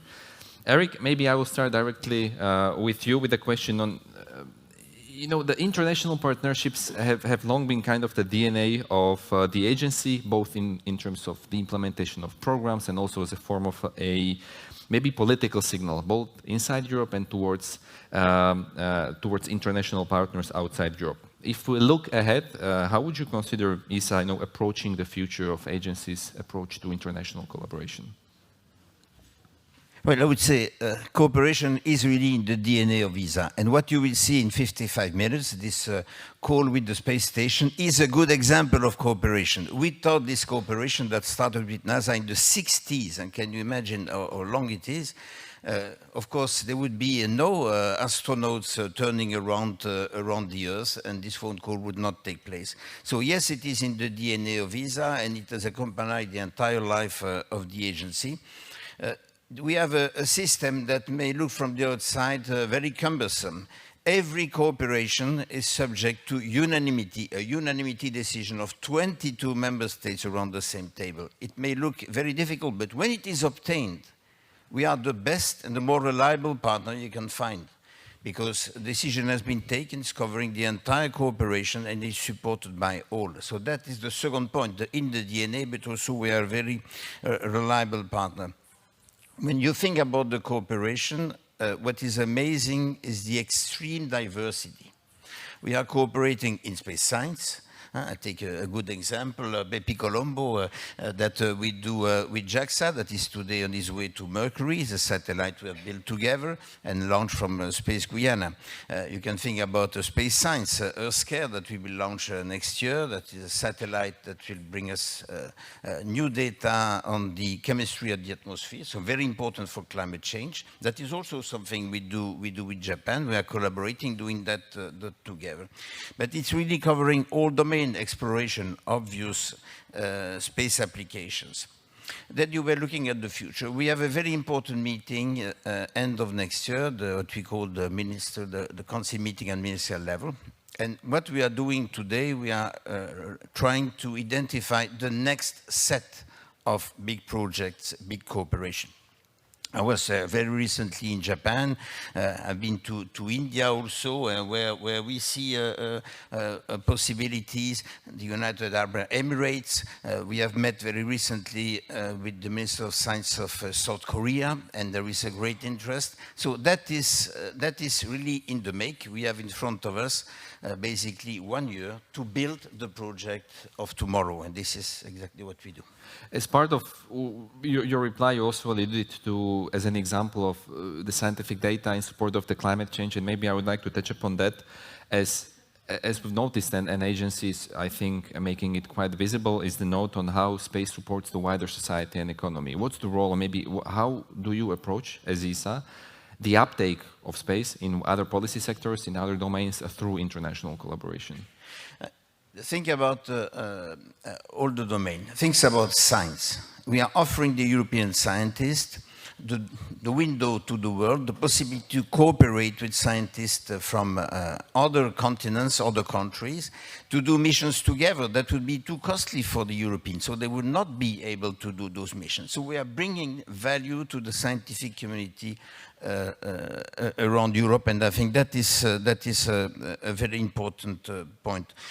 But also we are offering to industry opportunities, because when we do a mission together, the industries of the two countries are working together. We are creating relations, possibility. It is obvious that the relation between European industry and American industry has been a lot based on this cooperation that has started in the 60s. We cannot imagine that, and this was underlined today by a number of industrialists, the need for Europe to look outside. Don't forget that the big difference between the European industry and the American industry is the share represented by export. And of course, cooperation is a very good way to increase the exchanges between the country, and therefore a benefit for industry. I think also when you think about the general public, EarthScale is a good example. We are doing this mission with JAXA. We are offering to the Japanese community and to the European community better data than the one we could offer if we would be alone. And I think, so value for society, value for economy, I think this is important, and value for the scientific world. Thank you, Eric. Paul, from EUMETSAT, I would probably ask you to continue. EUMETSAT represents the contribution, the European contribution to an operational global mechanism, and we are in the session on the global partnerships. I think this is really a prime example of such a global partnership, but maybe in the other parts of the space sector, it is not maybe that common. And so coming from your experience, coming from the experience of EUMETSAT in meteorology, maybe can you elaborate on what's the value of such a global mechanism, operational mechanism, and maybe if there are any lessons or best practices that can be brought up to other parts of the space sector? So you will be pleased to hear that cooperation is also in the DNA of the meteorological community. So we do it also forever. And this global mechanism that I can briefly describe, and then I will show you facts and examples of the value. So it's a mechanism which has value because it is structured under the umbrella of a UN agency, which is the World Meteorological Organization. And it's a global mechanism. So typically, they have set up an observing system to fulfill the needs of users, any type of needs, including the space one. And for the space one, we are discussing with our partner of India, of Japan, of US, but also Korea, Russia, and others, to see how collectively we can fulfill the needs of these users. And we have a very strong commitment. So we are fulfilling their needs through the infrastructure that we have. We have the EUMETSAT systems. NOAA has its systems in the United States. But we also discussed of coordination when we plan for new systems. And we also look at other ways of fulfilling the needs of these global observing systems through mechanisms like procuring data from the commercial sector. And when we do all this, we do it in a very coordinated way. So there is a commitment. We meet every year to assess how we respond to the needs and how we could improve. And therefore, and this mechanism is also working very well because it's based on the principle of global sharing of data. So whoever contributes receives the data of the others. So an example of the value of this strong coordination and the fact that we speak to each other on a very regular basis. A few years ago, as part of this observing system, an orbit was blind because it was left by one of the partners, and we had to decide who will fill this orbit. And we were able to convince China that it would be a fantastic position for one of their satellites being complementary to a system where Europe would take a responsibility on the morning orbit and the Americans the responsibility of the afternoon. And the Chinese did it. They moved the satellite there, and now they have a long-term plan to sustain observation from this. So collectively, we were able to respond to the needs. And then two facts to demonstrate the benefits. I see Florence and the third row. Europe is providing the best weather forecast in the world. This best weather forecast is based on 1/3 of the data coming from Europe, us, 1/3 of the data coming from the United States, mainly NOAA, and 1/3 of the data coming from the rest of the world, a lot of China, a lot of Japan, a lot of India. And this global coordination mechanism enables us to get the data to make so. There is value for Europe. Other example is that when the United States a few years ago under another administration had the brilliant idea to say we shall commercialize the data rather than globally sharing the data for free, there were studies in the United States demonstrated that when you invest €1 in an observing system, you get up to €3 of benefits through international corporations. And at the time, the United States was able to continue to commit to this global sharing of data. So voilà, global coordination mechanism and international cooperation could bring value. Another element that I would be interested to you speak a bit more about in detail is the special focus that EUMETSAT has long had on the African continent, also as a part of a broader European effort. Can you share a few views on that, and where do we see the future of this partnership? The partnership is a bit different. So first of all, we looked at Africa because our satellite is above Africa. So normally when you say Meteosat, it observes better Africa than Europe because it's above Africa. 80% of the field of view is Africa. So what we have done in terms of cooperation is since 25 years, we have a systematic dialogue with our users in Africa to make sure that they can get access to the data and that they can use the data. So there is a lot of training which is developed. And with the support of the European Commission, we have also developed an infrastructure to get access to the data and to process the data. And this mechanism has been sustained for the last 25 years. So today we have more than 500 receiving stations in all airports, in all meteorological services. And it means it's another type of cooperation. It's a cooperation on making sure that a big investment which is made by Europe is not only bringing value for Europe, but also bringing value for users which are elsewhere.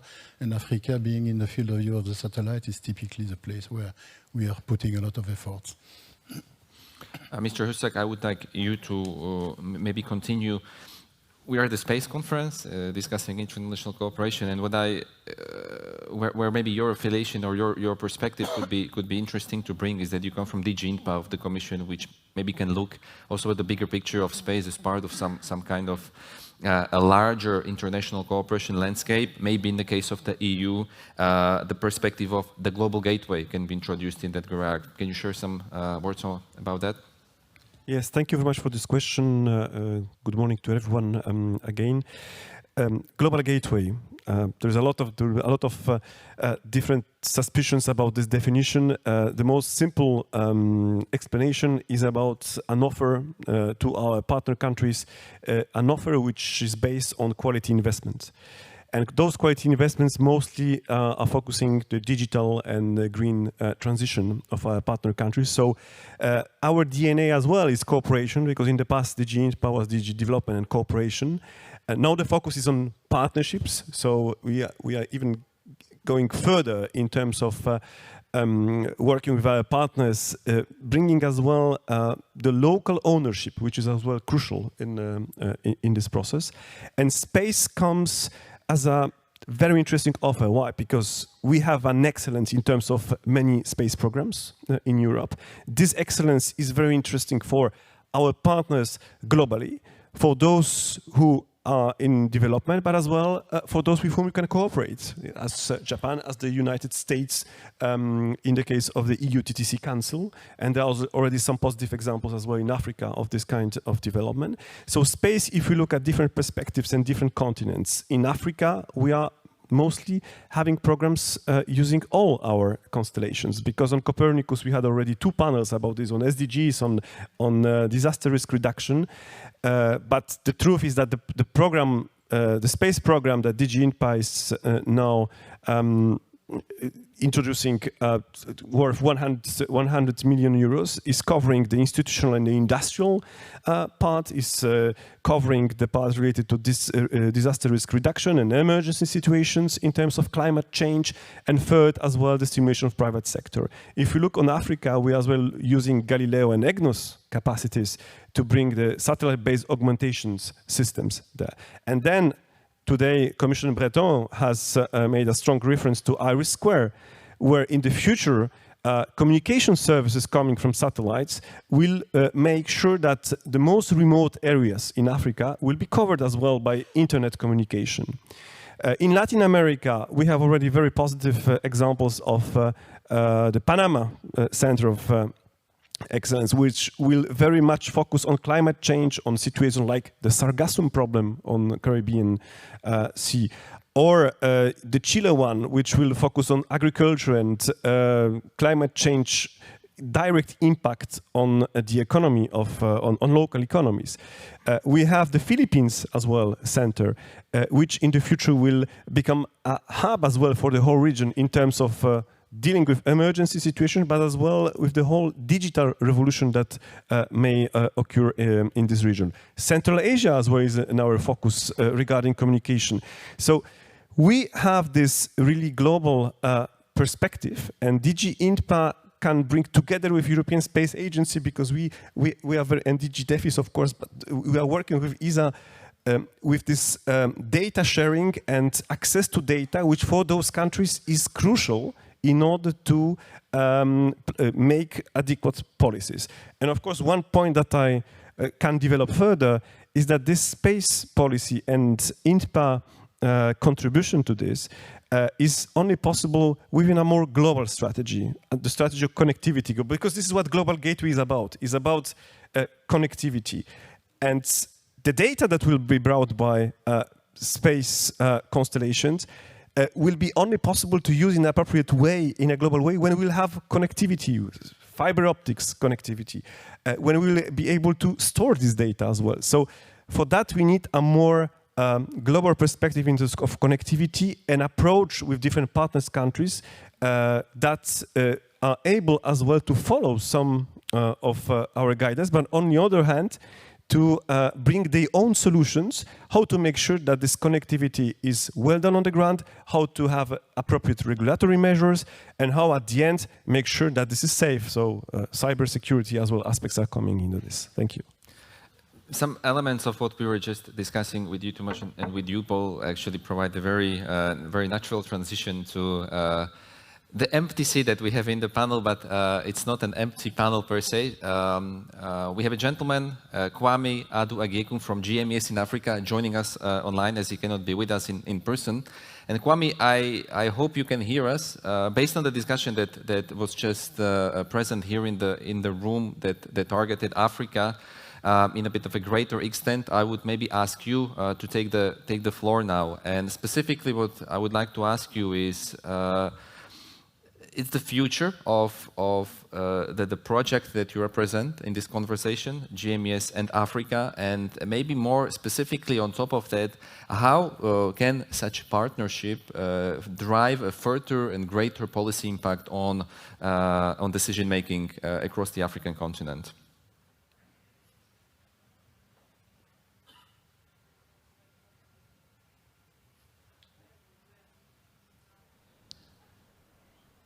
Am I loud and clear? Hello, Kwame. We can hear you. Please go ahead. Perfect. Good. All right. Good. I am the project coordinator for GMES and Africa, a marine component for North and West Africa. And basically, we have partners that we work with in 12 other countries. And the idea is to make EO data available to countries within West and North Africa. So there are 18 countries that this project is implemented in. But then the question is, why are we doing this? You know, Copernicus, as part of the Copernicus program, there are a lot of satellite next keys. There are a lot of satellite data sets available for helping us manage resources. And can you move on to the next? So the idea is, how do you make data available to governments to use EO solutions, and manage resources.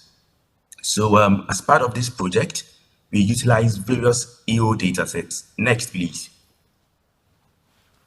We utilize various EO datasets for various marine services. So for our region, we are looking at monitoring and forecasting ocean variables, managing fisheries resources with satellite data, developing an ocean weather forecast for fishermen and coastal communities, monitoring coastal vulnerability, looking at oil spill, and developing early warning services. Next.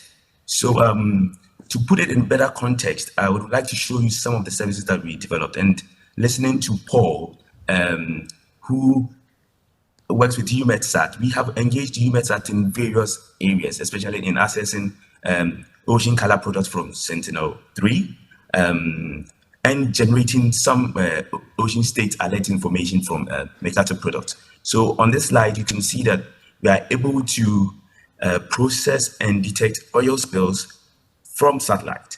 We can also do ship detection from satellite. We also blend AIS data, vessel traffic data from fishing vessels with in-situ data to generate products that helps you to find productive areas of the ocean where we can find fish. So, for instance, Paul indicated that yes, EUMETSAT has a dissemination platform, which is the EUMETCAST. Some of our data sets are shared with others in Africa through that system. We are able to also process oil spill data using Sentinel-1. So in this example, you've seen what we are developing for the North African region. Next. The most exciting thing is how we also use Mercator products, for instance, to forecast safety at sea services, safety at sea messages via a normal telephone line or using flags to coastal communities and fishermen. Largely, a lot of people within that sector in developing countries may not be too educated to understand or to read messages from apps. So using the USSD service is appropriate, where they receive numbers that we can relate to the state of the ocean, or colors of a flag that they can relate to the state of the ocean. By doing this, we've been able to save a lot of lives.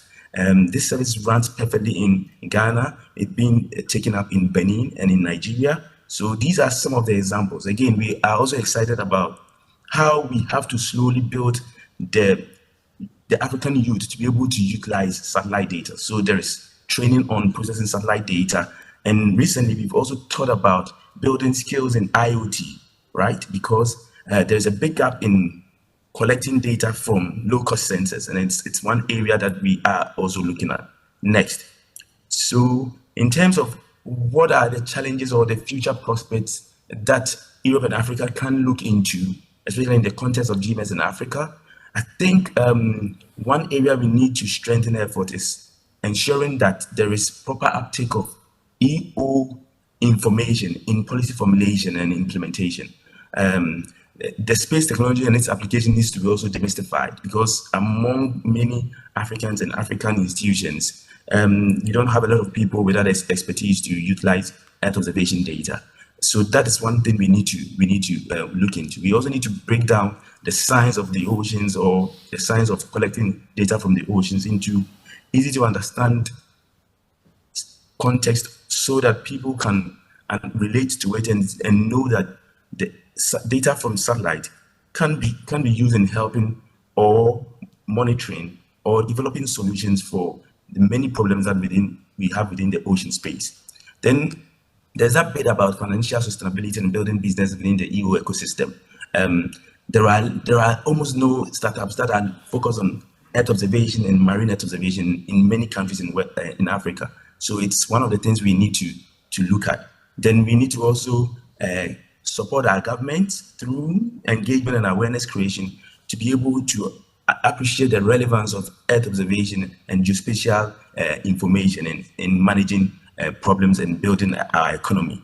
Then another thing that I feel is very, very important, and other from the initial panel, it came up where machine learning, artificial intelligence, handling big data is also essential. So these are some of the areas that I feel we need to look at.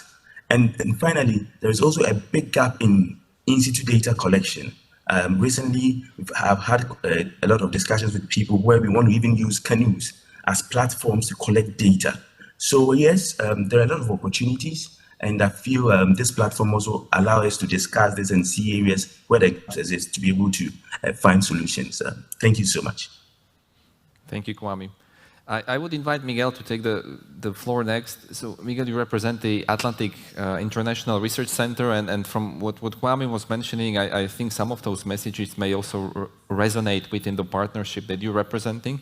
And in our discussion just before the panel, we outlined some topics which I think would be relevant to discuss from the angle of international cooperation, or uniting small countries around things like multi-purpose solutions, or basically bringing, kind of reconciliating the governmental interests with commercial perspectives that I've often brought into these conversations. Can you share your views on that? Thank you very much. Is working? Yeah. During this morning session, we heard the words security and defense several times. These words will be repeated in the next forthcoming weeks, months, years, we don't know, because Europe is circled now by 3 wars. They are regional wars, but they are threatening Europe. But security is not only a matter of defense. Security is also a matter of cooperation and good neighborhood. And it is very important for Europe to understand that we are small in the global world, and to be able to be secure, we must have good and reliable friends everywhere. Where can we find them? When I take the word cooperation, I went to the web, of course, and saw what was the definition. And it says, according to the Oxford Dictionary, it means the action or process of working together to the same end. There is never the word teaching or learning, is working together for the same end, and this is the spirit of ERCENTA. We are an international organization that is funded by Portugal at the beginning, but now has some more than 24 of countries on the Atlantic, both from the Africa and from South America. I heard very much on Africa, which is very important, but I must hear much more on South America also. And if we want to be secure, we must be able to have fair cooperation with this world that is close to us in cultural or even historical terms. We designed all our research-based organizations to be European organizations working for Europeans. I have here Paul, that I know very well from EUMETSAT, I have Florence from ECMWF, the people from ESA, but we must change their view. We must change the view that we are working for us and put in our heads that we should work for all the mankind, of course, but we must protect the people that are our good neighbors in particular. And so the goal of ERCENTA is exactly to join this Atlantic community and some non-Atlantic countries, by the way, that are connected with climate change and the ocean. But these countries, what they need mostly is, from one side, public services, and from the other side, commercial service, because they need the economy also to flourish.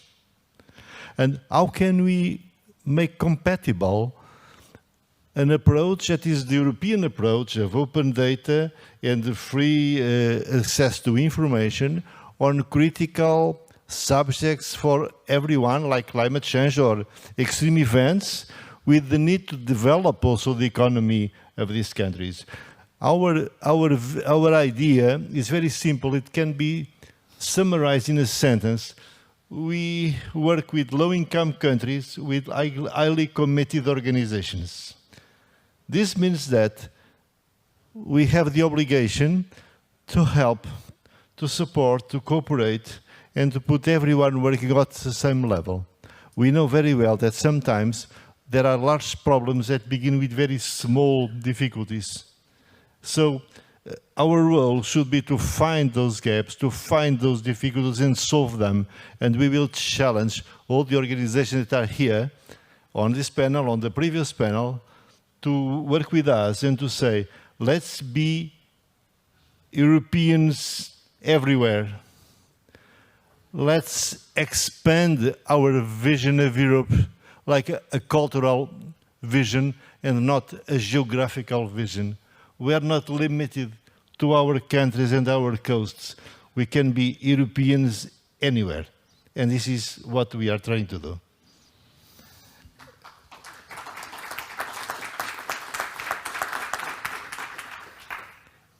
The points you raised, Miguel, about community and vision actually made me, enabled me another transition which I would ask Matthew now to react on. Matthew represents NASA in this panel, and especially if we look at some of the US activities in the past few years, Artemis Accords have been really placed high in the agenda, and I think those terms, although maybe from a different angle, of a community, of a vision, have been embodied in the idea of the Accords. Can you share some words about the latest status, next steps? What will we see in the next period with Artemis Accords? Yeah, good morning, and thank you so much for the question. I think that is a perfect transition to the Artemis Accords. The notion of building community is exactly what the Artemis Accords are all about. In the U.S., as we're building the Artemis program, and we're building it specifically to be a program of global cooperation, we recognize the need to set some principles for how we're going to go and explore space, the moon and beyond. We recognize the need to conduct space diplomacy. That's a term we're using more and more as we're working to build this community. Not only the need for space diplomacy, but the usefulness of space diplomacy, the usefulness of space in helping to build a broader community. The Artemis Accords are, many people may have heard of them by now, but they're a set of principles, a set of 10 principles. They're basic principles for the peaceful exploration of outer space. We in the US started designing and crafting the Artemis Accords back in around 2020 or so, and we had the first signatures, the first signatories came together in the fall of 2020. And ever since then, we've been working to add more countries to the list of signatories. I believe now we're up to about 33 countries that have signed. Many European countries, many of the ESA member states have signed the Artemis Accords.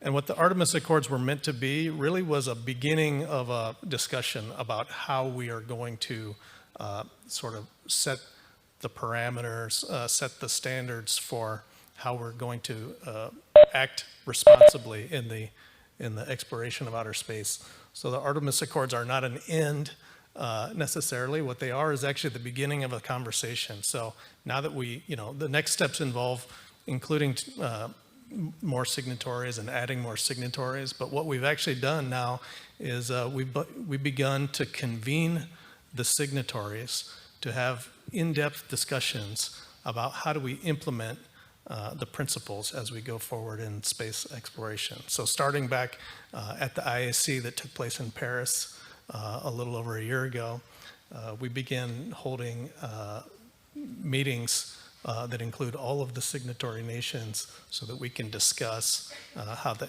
accords are implemented. Because again, the accords are really just principles of behavior, principles as basic as, we will conduct our activities in a transparent way. We will share scientific data openly. We will act in a manner that avoids harmful interference, but we don't discuss in the accords yet specifically how we carry out those principles. So that's the purpose of having these discussions. So really the intent and the idea is to establish the principles, build a community, an international community, and move forward together as a community in defining how we implement the program and implement those principles.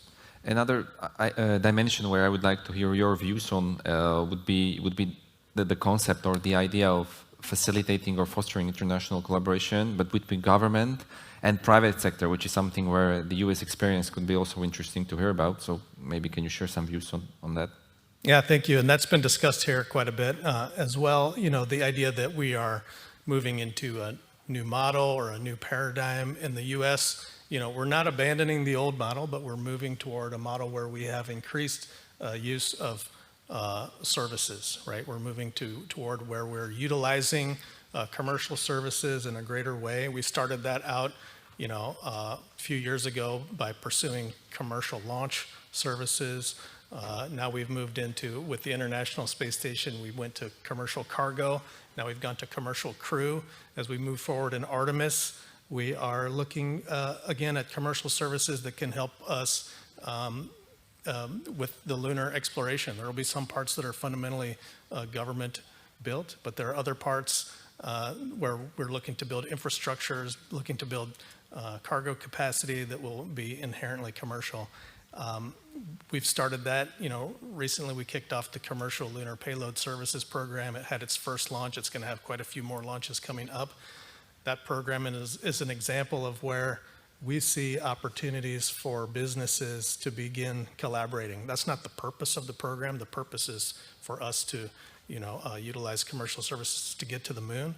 But through the growth of that program, through the implementation of the program, we are already seeing a lot of activity among commercial providers in cooperating not only with us, with other governments from around the world, and also with other companies internationally. So it seems to be there's a future where we will see increased international collaboration in the commercial sector, both commercial and government, and commercial to commercial, and you know, perhaps even areas that we aren't imagining yet as these programs develop and move forward.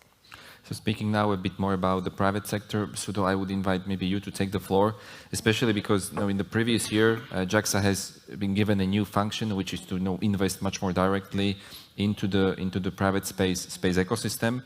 And I was wondering, does the agency plan to implement this vision also towards the international community, towards Japan's international partners? Thank you for the question, and thank you very much for inviting me such a high-level European conference. I'm very honored to be here today. So the answer to the question is yes.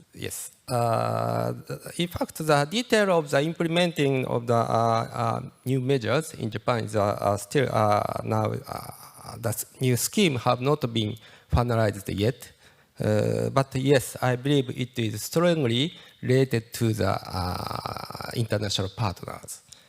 So let me explain a little bit more about the new scheme. So we have, of course, a lot of global partners to collaborate with, not only Europe, of course, but also all over the world.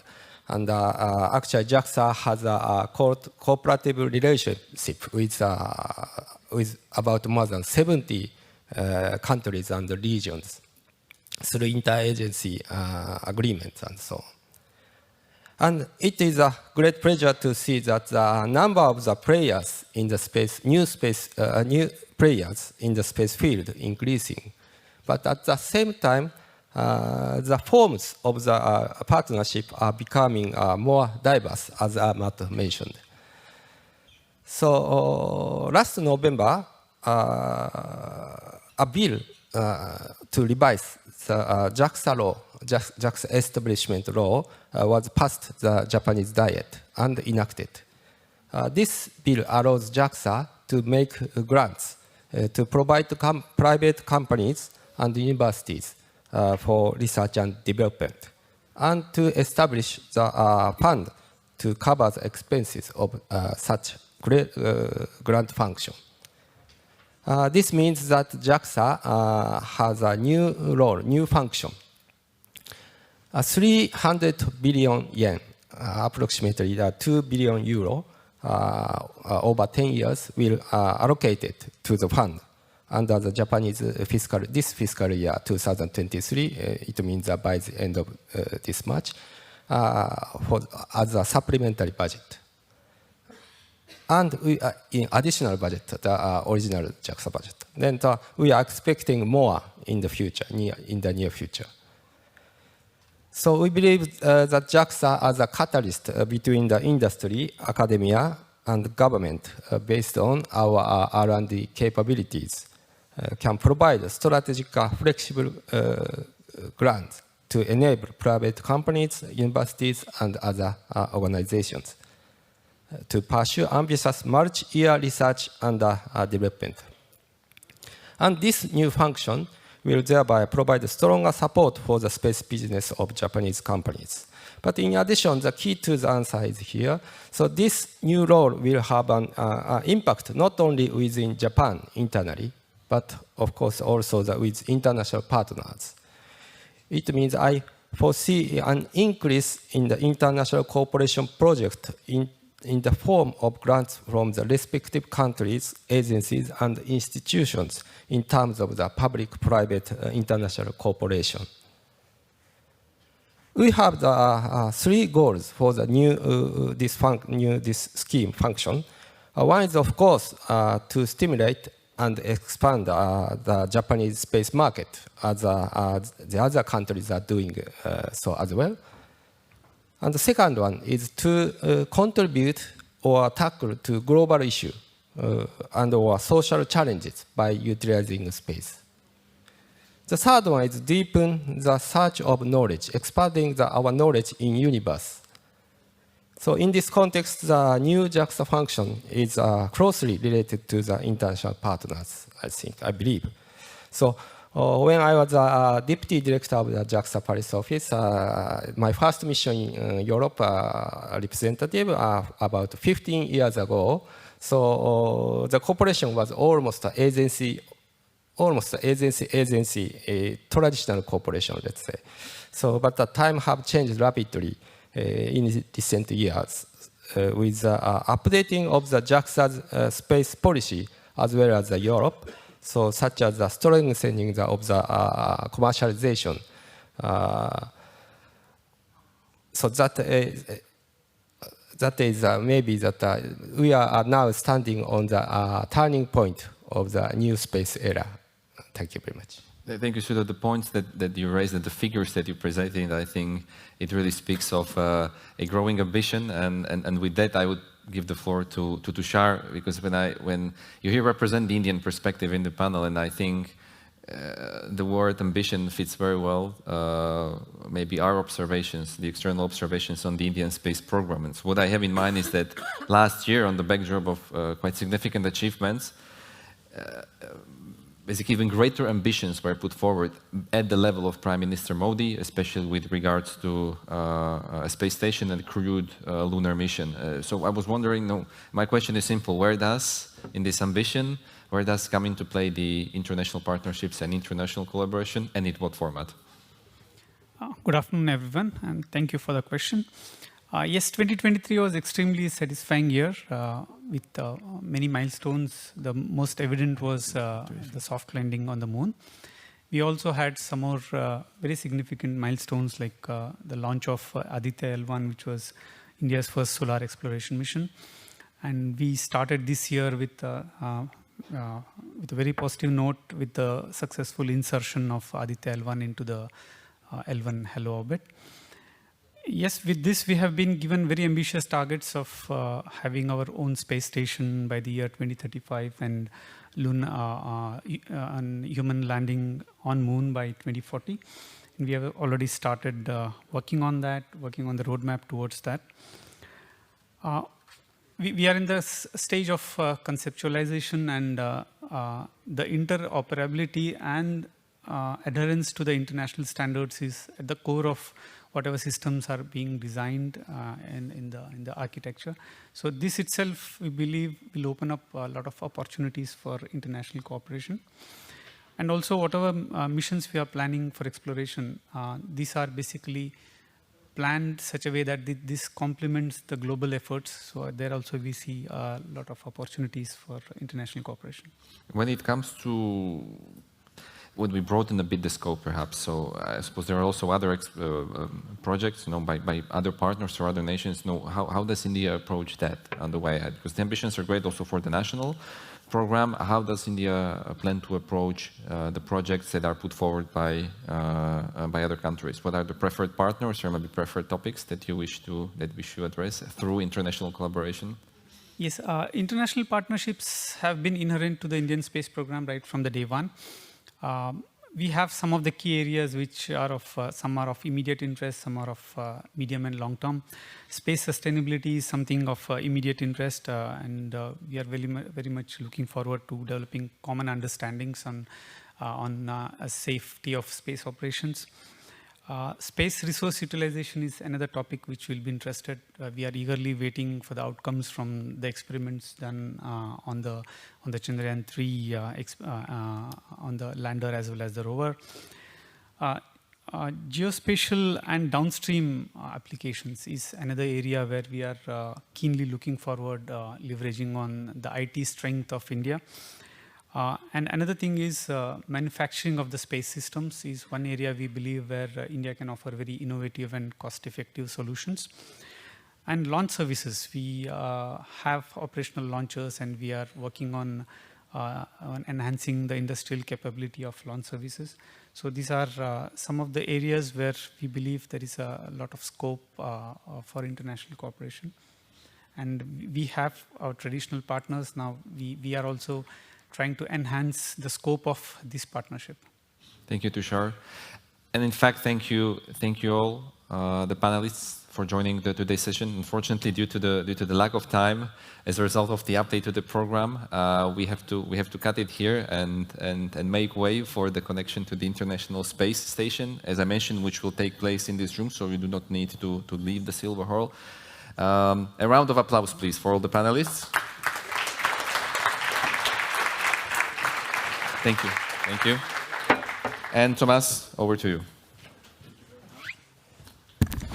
Well, thanks a lot. You can stay in that room if you want to see the connection here. It will be broadcasted from the Gold Hall, where Samantha Cristoforetti, Mr. Ashbaha, and Mr. Krishman are going to be in live conversation with the astronauts at the ISS.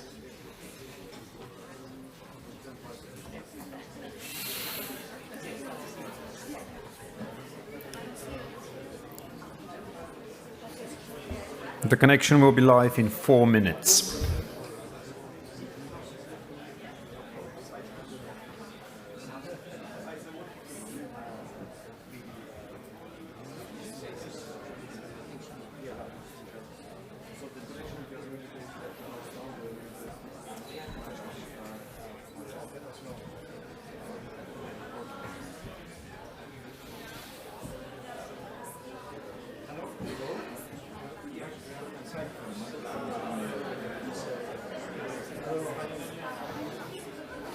I think people. Oh, sorry.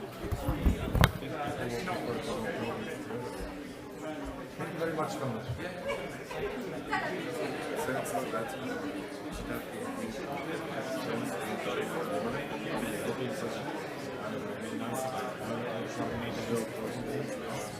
They can connect on for those 10 minutes and that's it.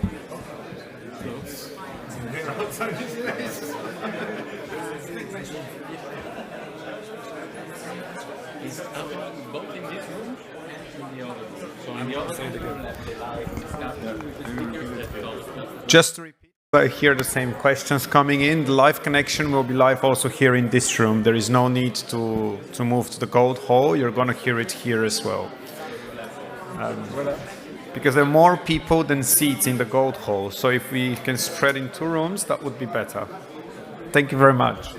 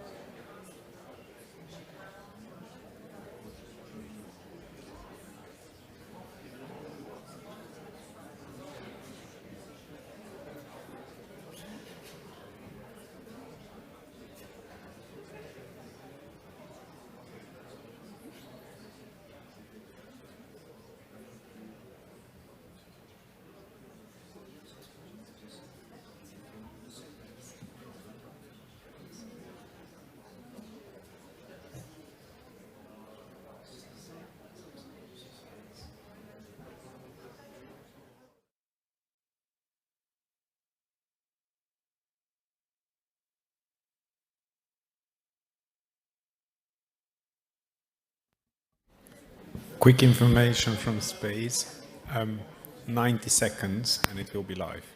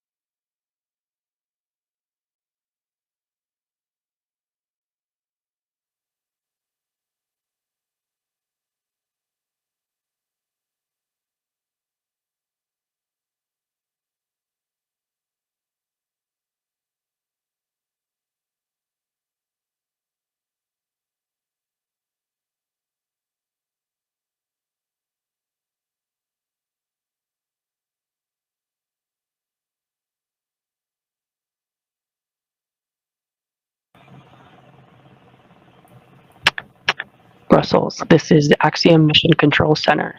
Please call station for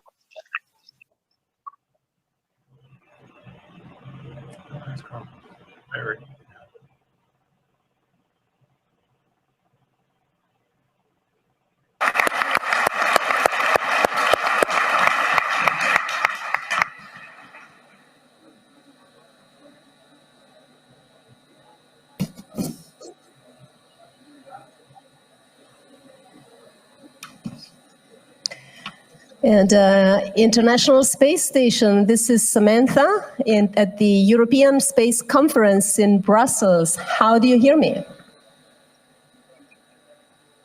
Hello, Samantha. We have you clear.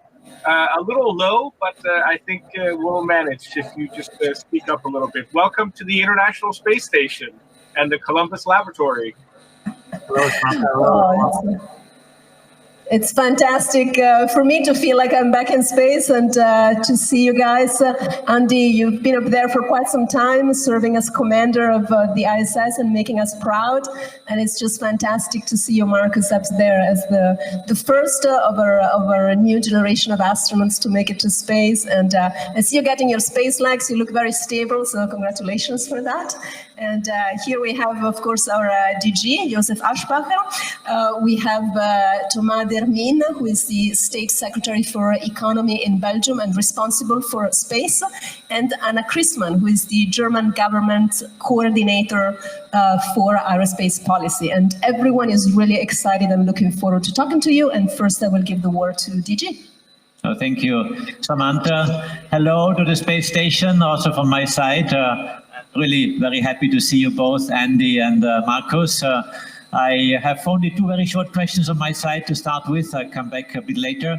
First question is to Andy. Andy, you have been now commander of the space station for about 4 months. This is a big honor for us as ESA and for Europe, I should say. Can you just tell us in a couple of words how this was, your commandership, and how it goes? Well, we're having a terrific mission. I've been commander, as you said, for about 4 months.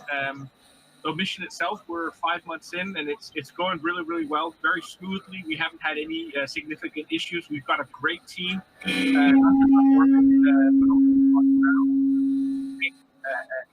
ESA's Columbus Control Center that directs my daily work on board the space station.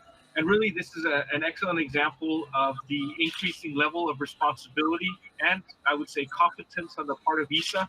We are assuming, as an agency, larger and more important roles in human spaceflight. Of course, especially when it comes to our return to the moon, where ESA is a critical partner with NASA. So my commandership and ESA in general is just another example of the growing responsibility and ability, I would say, of our European Space Agency, something that I'm very proud of.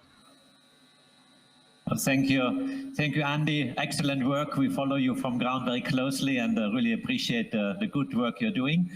Short question to Markus. Hi, Markus. Very nice to see you again. I have watched your flight. I've seen you arriving in the space station. But tell us in a couple of words, how was your flight and how do you feel a couple of days after you arrived at the space station? Thanks, sir. Yeah, the flight was amazing.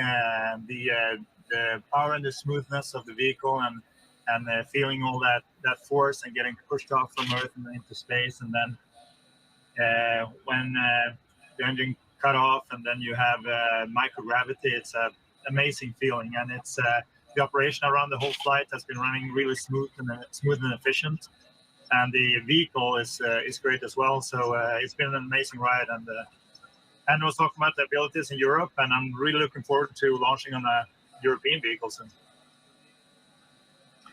Thank you. Markus, I hand over now to Thomas Dermien, State Secretary of Belgium. Hi, Andreas. Hi, Markus. It's quite amazing to talk to you up there. You have big greetings for Belgium. Brussels is the home of European space for a few days. It's a great honor for me to speak to you. I had a question for you, Markus. Actually, it's quite incredible. 14 months ago, you discovered that you were to become an astronaut, very intensive training, and now you are up in space in less than a year and a half. How was the training? Yeah, thank you, sir. That's a great question. It's been really intense, but also very solution oriented and efficient. And I would say the way that ESA and EAC took this challenge or this opportunity on, and designed that training together with Axiom and NASA and SpaceX, and stitched everything together in a very efficient way, has been great. My hope for the training was not, we have overreached the hope I had, how far we would reach, and we got higher in the levels where compared to what it looked like from the beginning. And throughout the training, I felt tremendous support and also a very agile way of thinking about the training. So when we got to a few weeks before the launch or a month before the launch, it felt like, okay, the training is complete. Now it's time to revisit and consolidate and get ready for the flight. And now being up here and doing the flight up and being up here working, it feels like I really have that training with me, and it feels like it's working great. So I'm super grateful for all the work that's been put in, and it seems like it's working so far. Thanks a lot.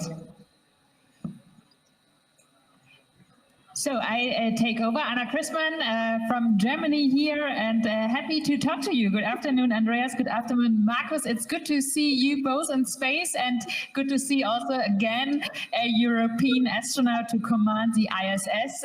Congratulations to Seth.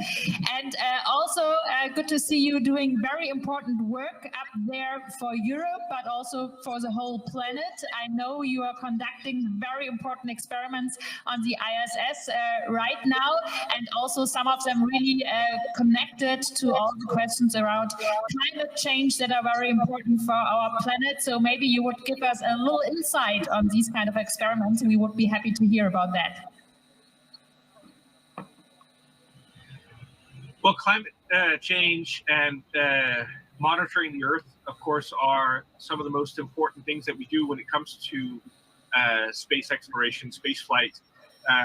ESA's Earth Explorer program is one of the premier programs in the world for delivering data to scientists to allow them to understand the state of the Earth and the interplay of this very complex systems that includes geological, biological, and of course also human activities that all impact each other. The International Space Station is also a great vantage point for observing the Earth, and we see that with our own eyes every single time we go out to Cupola. It's one of our favorite places, and it's been incredible to see the Axiom 3 crew and Marcus enjoy that or have that experience for the first time, because it is very, very powerful. You very quickly understand that the Earth is a unique place that is not only our home, but it's our only home. There's nothing else out there that in any way resembles the Earth, at least in the vicinity. It's our planet, it's our home. It's the only thing we've got, and we have to take care of it. That's also why some of our experiments do involve climate change science or atmospheric science. Both of us are participating in the Thor Davis experiment, where we attempt to study gigantic lightning strikes called red strikes and blue jets that shoot upwards out towards space, and they potentially have an impact on our climate, something that we try to study, try to understand, and hopefully we'll get smarter about.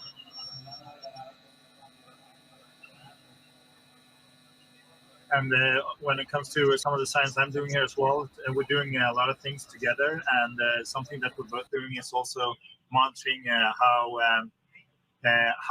our sleep cycle is and how the sleep is working. So we have the sensors in our ears and logging that and comparing to how the data looked on ground. So to learn about how the space environment affects when it comes to circadian rhythm and the 16 orbits every day, or being in a facility like the space station and working on how that affects sleep.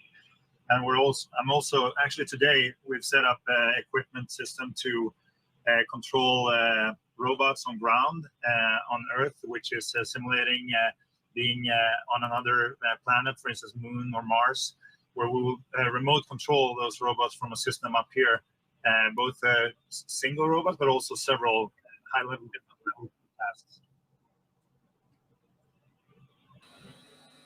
No, thanks. I understand from Mission Control that in about 2 minutes the connection will be lost. So just to wrap up and say really thank you to both of you, Andy and Marcus. It's fantastic to see you there. You have highlighted a few quite important points from climate change to access to space and the technologies that we do, but also highlighting that space really is needed in everyday's life. All the experiments and all the work you're doing up there is much needed here down on ground, and the various results you do. So really big thank you from Brussels for all of us. But I'll hand over to Samantha for one last thing before we say goodbye to you. So thank you from my side. Hey guys, just real quick. When I was up there a couple of years ago, I lost a little toy in Columbus. I'm sure that it's still up there floating in one of the nookies and crannies of Columbus. So if one of you finds it and gets it back to me, dinner offered in Cologne when you're back home. Fantastic. Thank you very much, Andreas. Thank you, Marcus. Live and direct on the International Space Station. Thank you very much. Thank you. That concludes the event. Thank you to all participants. Back to normal. For those of you who are going to the VIP lunch, please make your way to the 5th floor panoramic hall just across the ESA booth. For all of the other delegates, lunch will be served at the village, which is just downstairs, where you entered the building from, and also at some of the foyers. Thank you, and